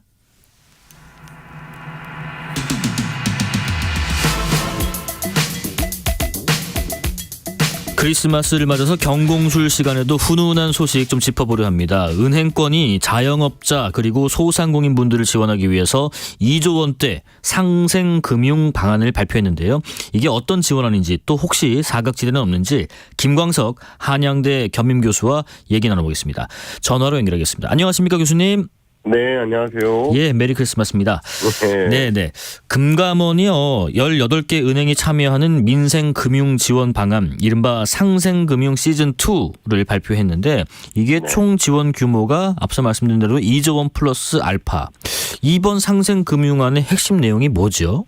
네, 일단 자영업자 여러분들이 가계부채 문제로 굉장히 고통스러워하고 계십니다. 특히 이제 코로나19 때 2020년부터 코로나19로 매출이 크게 급감했었고, 그리고 22년부터는 또 원자재 값이 급등하면서 또 힘들다가 또 그 이후에는 고금리로 이자 부담 때문에 힘드셨죠. 그래서 은행권의 많은 이자 수익을 가지고 또 일부분은 상생금융으로서 자영업자들의 특히 이제 4% 이상의 금리를 은행권으로부터 부담하고 있는 그 이자 상환 부담을 경감시켜주는 그런 이자 지급을 해주는 정책을 도입하는 거라고 볼 수 있겠습니다. 보니까 이게 뭐 1년간 낸 이자를 한 분당 최대 300만 원까지 돌려주기로 한 그런 정책이라고 하던데 이게요, 뭐 별도 신청하는 절차 없이 그냥 이자 환급이 계좌 통해서 이루어지는 건지 또 집행은 언제부터인지 그것도 궁금합니다. 네, 일단 그 대상자를 이제 선택하는 과정이 있겠고요. 그것은 이제 소위 사전에 뭐 이렇게 통보를 하거나 그런 방식이 아니고 은행에 이자 지급액을 이제 입금해주는 방식이 될 것입니다. 그래서 이 방송을 통해서 여러분께 좀 강조해드리고 싶은 것은 자영업자 여러분들이 혹여나 나도 대상이 될까 하면서 이제 궁금해하시는 분들이 계실 텐데. 이럴 때 좀 당할 수 있는 게 이제 보이스피싱 같은. 맞아요. 그런 거 좀 주의하셔야 되겠고요. 그래서 개인적인 어떤 정보를 묻거나 그래서 대상이 된다라는 식으로 하면서 어떤 특정 정보를 요청받거나 또 자금을 뭐 이체해 줄 걸 요청하거나 이런 것들은 보이스피싱에 해당되니까 반드시 은행과 소통할 필요가 있겠고 지금 말씀드렸던 것처럼 자동 지급되는 방식으로 선택된다 이렇게 볼 수 있겠고요. 매출이 감소한 자영업자 중에 4% 이상의 이자를 지급하고 있는 이자율로 이자를 부담하고 있는 자영업자분들이 대상이 됐다라는 것을 좀 명확히 말씀드리고 싶습니다. 항상 보면은 어려울 때 좀 도와드리려고 하는데 더 어렵게 만드는 이 보이스피싱 같은 집단들이 있으니까요. 자동으로 저기 되니까 혹시 궁금하시면 은행에 직접 물어보시지 먼저 뭐 인적사항, 뭐 계좌번호, 비밀번호 이런 것들을 요구하는 일 없다. 주의하시기 바라겠습니다. 다시 한번 강조한다면 그 은행은 이미 인적 사항을 다 알고 있습니다. 네, 맞습니다. 구체적인 정보를 이미 알고 조사해서 조사 대상에 이 지급 대상에 해당될 경우 지급해드리는 방식이니까 예. 그 부분 명확히 하시면 좀 도움이 되겠습니다. 이 지금 상생금융 방안 뭐 되게 따뜻한 지원책인 것 같지만은 뭐 이런 얘기도 있습니다. 지금 고금리 상황에서 소상공인들 분들이 높은 금액의 대출 원리금을 상환하는 것을 두고 마치 은행의 종노릇을 하는 것 같다면서 은행권을 비판하기도 하고요. 또 일부 정치권에서는 횡재세를 은행으로부터 거둬야 한다는 주장도 있던데 이런 지적이 나온 것도 이 전격적인 상생금융안 발표에 영향을 미쳤을까요? 네, 그렇게 해당된다고 생각합니다. 2023년 올해 경기가 굉장히 어려웠고요. 기업들도 참 힘들었지만 가게도 많이 힘들었습니다. 가게 중에 또 자영업자 가게도 더 힘들었었다. 이렇게 좀 평가를 해볼게요. 네네. 그런데 상대적으로 은행권에서는 금리가 올라가니까 높은 이자 수익을 또 볼 수 있는 기회를 본 것이기 때문에 이런 부분들을 이제 상생금융의 형태로 뭔가 사회에 환원하는 그런 것들을 좀 정책적으로 요구했었던 것이 일정 부분 작용했다 이렇게 해석을 해보고 있습니다. 그리고 또 지원 방안을 조금 더 구체적으로 보면요. 대출금 2억 원 한도로 1년간 4%를 초과한 이자 납부액 중에서 90%를 환급해 준다. 그러면 180만 명쯤 넘는 분들이 한 분당 평균 85만 원 정도를 돌려받게 되는 건데 자영업자분들 이자 부담이 좀 줄어들 수 있을지요? 네, 그래도 해당되시는 분들은 평균 85만 원이라고 한다면 그게 큰 효과가 있겠느냐라는 이제 질문을 하시는 분들도 계시고 평균이 85만 원이라고 하니까 최대가 이제 300만 원이고 혹여 어떤 가구의 경우에는 뭐 50만 원이 안 되는 30만 원 수준의 이자 경감도 가능하겠죠. 근데 그게 과연 도움이 되겠느냐 이렇게 말씀하시는 분들도 계시지만 해당되시는 자영업주 분들은 당연히 조금이라도 숨통이 트일 만큼 도움은 되실 거다 이렇게 생각을 하고요. 다만 그 외적인 다른 어떤 형평성이라든가 또 그것을 이행함에 따라서 나타나는 어떤 거시경제 펀더멘탈의 어떤 부조리 뭐 이런 문제를 좀 걱정하는 부분들은 분명히 있습니다만 그 해당되시는 이 차주분들께는 도움이 될 거라고 생각을 합니다. 뭐 평균이 85만 원이니까 조금씩 차등은 개인마다 있을 겁니다. 이자 부담을 낮추는 것 조금 도움이 되실 거라고 말씀하셨는데 혹시 그 외에도 이게 경기 부양 효과까지도 우리가 기대해 볼 만할지요? 네, 역시 자영업자 가구가 아까 말씀하신 것처럼 약 150에서 180만 정도 가구, 이 정도가 이 이자 지급 대상이 될 거라고 본다면 그 정도 가구면 그래도 우리나라 약 2천만 가구 중에 대략 한 10%가 조금 안 되는 그 비중의 이 가구고 이 가구는 절대적으로 삶의 질이 떨어지고 있어요. 고물가와 고금리의 부담 때문에 그런 것들이 일정 부분 경기 부양 효과로도 작용할 수 있겠다. 이런 부분은 생각해 볼 수 있겠습니다. 다만 긍정적인 영향도 있겠지만 부정적인 효과도 있을 테니까 그 부정적인 효과를 어떻게 최소화할지 그 부분에 좀 주안점을 두고 정책을 가동할 필요가 있지 않을까 생각합니다. 말씀하셨던 그 효과들 중에서 부정적인 효과는 혹시 어떤 것들이 예를 들면 있을까요? 일단 첫 번째는요. 우리 가계부채가 대략 한 2,000조 정도 되잖아요. 그중에 취약차주의 가구, 그러니까 취약차주라고 한다면 다중채무자이면서 다중채무자라는 것은 3가지 이상의 종류의 빚을 갖고 있는 차주, 다중채무자라고 합니다. 다중채무자이면서 조소득층이거나 혹은 다중채무자이면서 저신용등급인 그런 계층을 취약차주라고 하는데 이 취약차주가 대략 한 6%에서 7%, 8% 이 정도가량 분포하고 있습니다. 그러니까 2,000조의 가계부채 문제가 아니라 어쩌면 대략 100조와 200조 정도 해당되는 이 취약차주의 빚이 문제인데 근데 자영업자만 이 취약차주에 해당되는 것이 아니라 임금근로자도 취약차주에 해당되는 영세한 그런 예를 들어서 임시근로자, 일용근로자 이런 임금 근로자들도 자영업자가 아닌 빚 부담에 좀 허덕이는 이런 계층들도 있기 때문에 네네. 이게 어떻게 보면 형평성이라는 면에서 어긋날 수 있지 않겠는가 하는 우려점들을 좀 많이 갖고 있는 것이죠. 아, 네네. 그런데요, 이 지금 이 정책안이 1금융권, 그러니까 쉽게 말해서 우리가 소위 몇 대 은행들 외에 다른 곳에서 대출받은 분들의 경우는 고금리 부담이 훨씬 더 클 텐데 이분들은 혜택에서 제외되는 건데 혹시 이분들에 대한 도움 받을 방법은 없을까요? 예, 현재로서는 그 대안을 본격적으로 마련한 것은 아닙니다. 아, 네. 근데 지금 말씀하신 것처럼 그 부분도 형평성에서 좀 어긋나는 부분 아니겠는가 하는 건데요. 네네. 자영업자 여러분들 중에서도 1금융권에서 대출을 받으신 분이 분명 계십니다만 예. 1금융권까지 갈 수 없는 더 극빈층, 더 영세한 자영업자 이런 분들은 2금융권에 대한 의존도가 있거든요. 네네. 그러면 2금융권에 의존하는 이런 자영업자 여러분들은 이 상생금융의 혜택을 지금 당장은 볼 수 없기 때문에 이런 면에서도 좀 형평성에 좀 어긋날 수 있습니다. 그래서 그런 대책들도 좀 형평성에 어긋나지 않을 법한 이런 대책들도 추가적으로 마련될 필요가 있지 않을까 이렇게 생각하고 있습니다. 뭐 고금리 상황 속에서 은행들이 뭐 이런 지원하는 거는 되게 환영하는 분위기지만 혹시 이제 개인의 어떤 형평성이나 이런 부정적인 효과 외에 경제적으로 우리가 미처 짚어보지 못한 게 있지는 않을까. 가령 예를 들면 뭐 은행의 건전성 악화랄지 뭐 주가 하락이랄지 이런 우려도 좀 있거든요.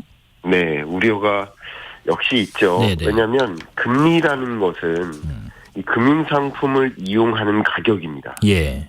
이해가십니까? 그러니까 금리가 높아지면 금융대출을 이용하는데 부담이 되고 네. 금리가 올라가면 결국 가계대출에 의존하기가 어려워지는 거죠. 그렇지요. 우리가 물건 살 때도 물건값이 비싸면 그걸 살 수가 없기 때문에 그게 바로 가격이고 가격은 이 자유경제 시장을 움직이는 보이지 않는 손의 역할을 하는 것입니다. 네. 그러니까 가격이 스스로 이 경제 상황을 통제하기 마련인 겁니다. 다시 말하면 금리를 올림으로써 가계대출 규모를 좀 줄이거나 예. 늘지 않게 유도할 수 있는 것인데 이렇게 금리는 예를 들어 높은 금리를 유도하면서 이런 상생금융적인 결과적으로 어떤 특정 계층에게 이자 지급을 해줌으로써 특정 계층에게만 가격을 통제받지 못하도록 하는 그런 시스템을 만드는 것이기 때문에 네. 이 자본주의 혹은 시장 경제가 제대로 운영되는데 걸림돌이 될 수 있겠다라는 생각을 하고요. 네. 사실 이 가격은 이 보이지 않는 손에 의해서 자동적으로 결정되도록 유도를 해야 되는데 그래서 이자 지급 방식 말고 다른 방식으로 가격을 통제하지 않는 그런 방식으로 경제 정책을 펼쳐나가야 되지 않을까 하는 생각이 있고요. 네. 조금 어려운 내용입니다만 그런 부분을 좀 강조해서 좀 설명드리고 싶습니다. 하여튼 뭐 지금 우리 정부 그리고 가계 또 기업까지 어떻게 보면 경제의 어떤 축들이 이제 보니까 빚에 많이 허덕였는데 우리나라 지금 총부채 규모가 사상 처음으로 뭐 6천조를 넘을 거라는 전망도 나왔다고 하더라고요. 근데 가계, 기업, 정부의 부채 상황이 실제 얼마나 지금 위험한 상황인지요? 네. 바로 6천조라고 말씀하신 그 총부채는 예. 가계부채, 기업부채, 정부부채를 포함합니다. 네. 근데 지금까지 말씀드렸던 앞에 전반부에서 말씀드렸던 것은 가계부채의 일부이고요. 자영업자니까. 네. 자영업자의 부채가 아닌 임금 근로자의 부채도 분명히 있겠죠. 그렇죠. 그것까지 해서 가계부채가 대략 한 2천조 정도 되는 것이고 그리고 기업부채도 상당히 많이 있는데요. 대략 뭐 한 2,500조, 2,700조 정도 됩니다. 네. 정부 부채도 한 1,500조에서 1,700조 정도 되니까 그걸 모두 합하면 6천 정도가 되는데 네. 이게 좀 문제인 것은 이 총 부채를 가지고 GDP 대비 비율을 계산을 해보면 네. OECD 회원국 중에서 그동안 우리나라만 늘었어요. 아, 그래요? 예. 그 OECD 회원국 중에서 유일한 나라인 거죠. 네. 총 부채 비율이 늘어난.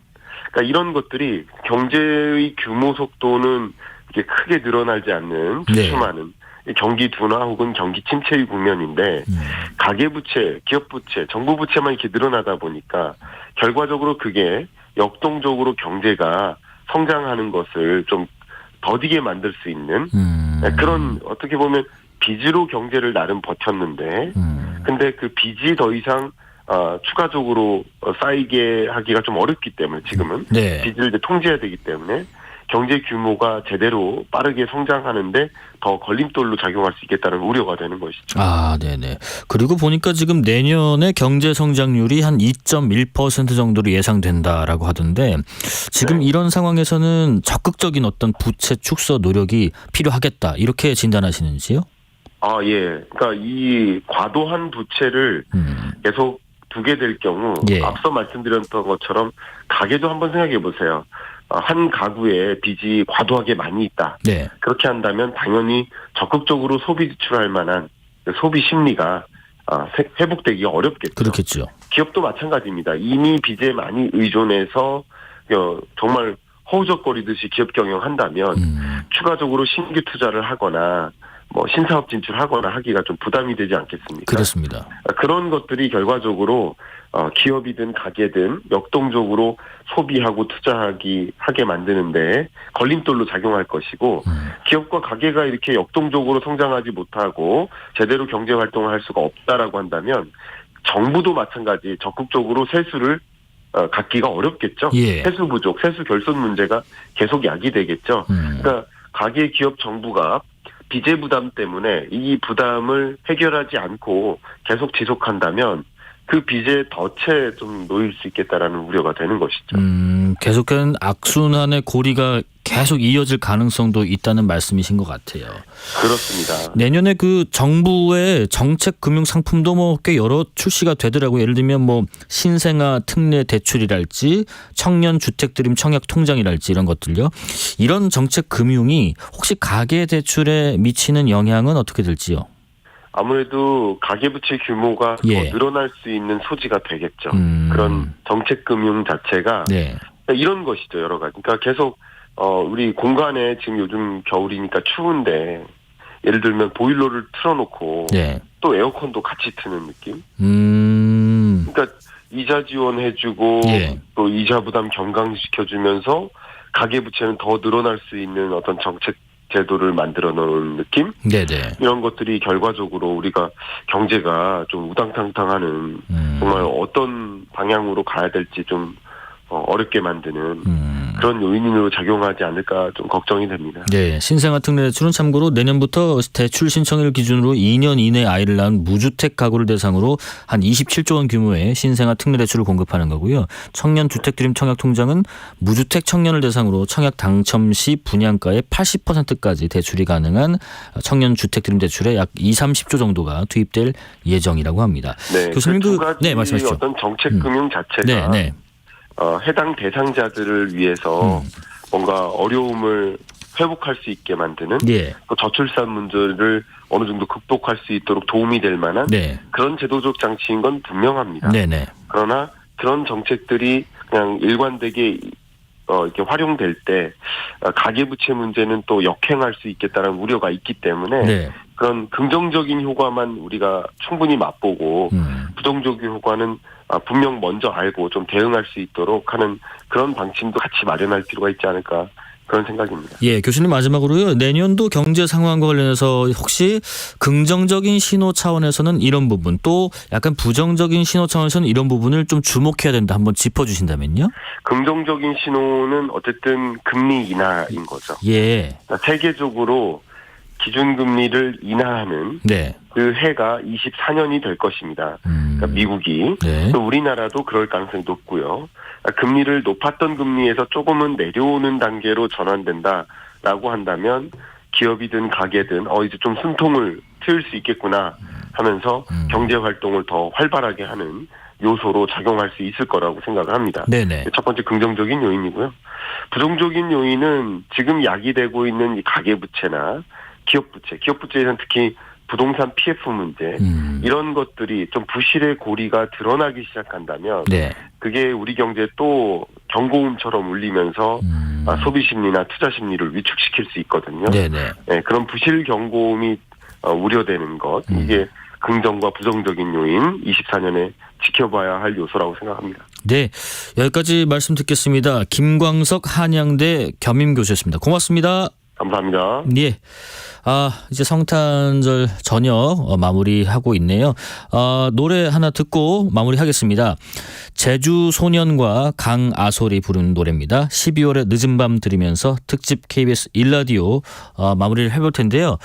또 우리는 그런 게 있더라고요. 지금 문자 메시지 소개 한두 가지 좀 해보겠습니다. 4982님께서 메리 크리스마스 보내세요라고 또 마지막에 인사를 또 해주셨고, 9584님께서 혼자 크리스마스 보내는 줄 알았는데 또 심심하지 않게 생방송 해주셔서 고맙습니다 하셨는데, 그런 문자 보내셔서 저희 제작진도 저희 오히려 고맙습니다. 감사합니다. 자, 이제 마무리 해보겠습니다. 제주소년과 강하솔이 부른 12월 늦은 밤 들으면서 성탄절 저녁 잘 보내시기 바라겠습니다. 특집 KBS 일라디오 저녁 KBS 김용준이었습니다. 고맙습니다.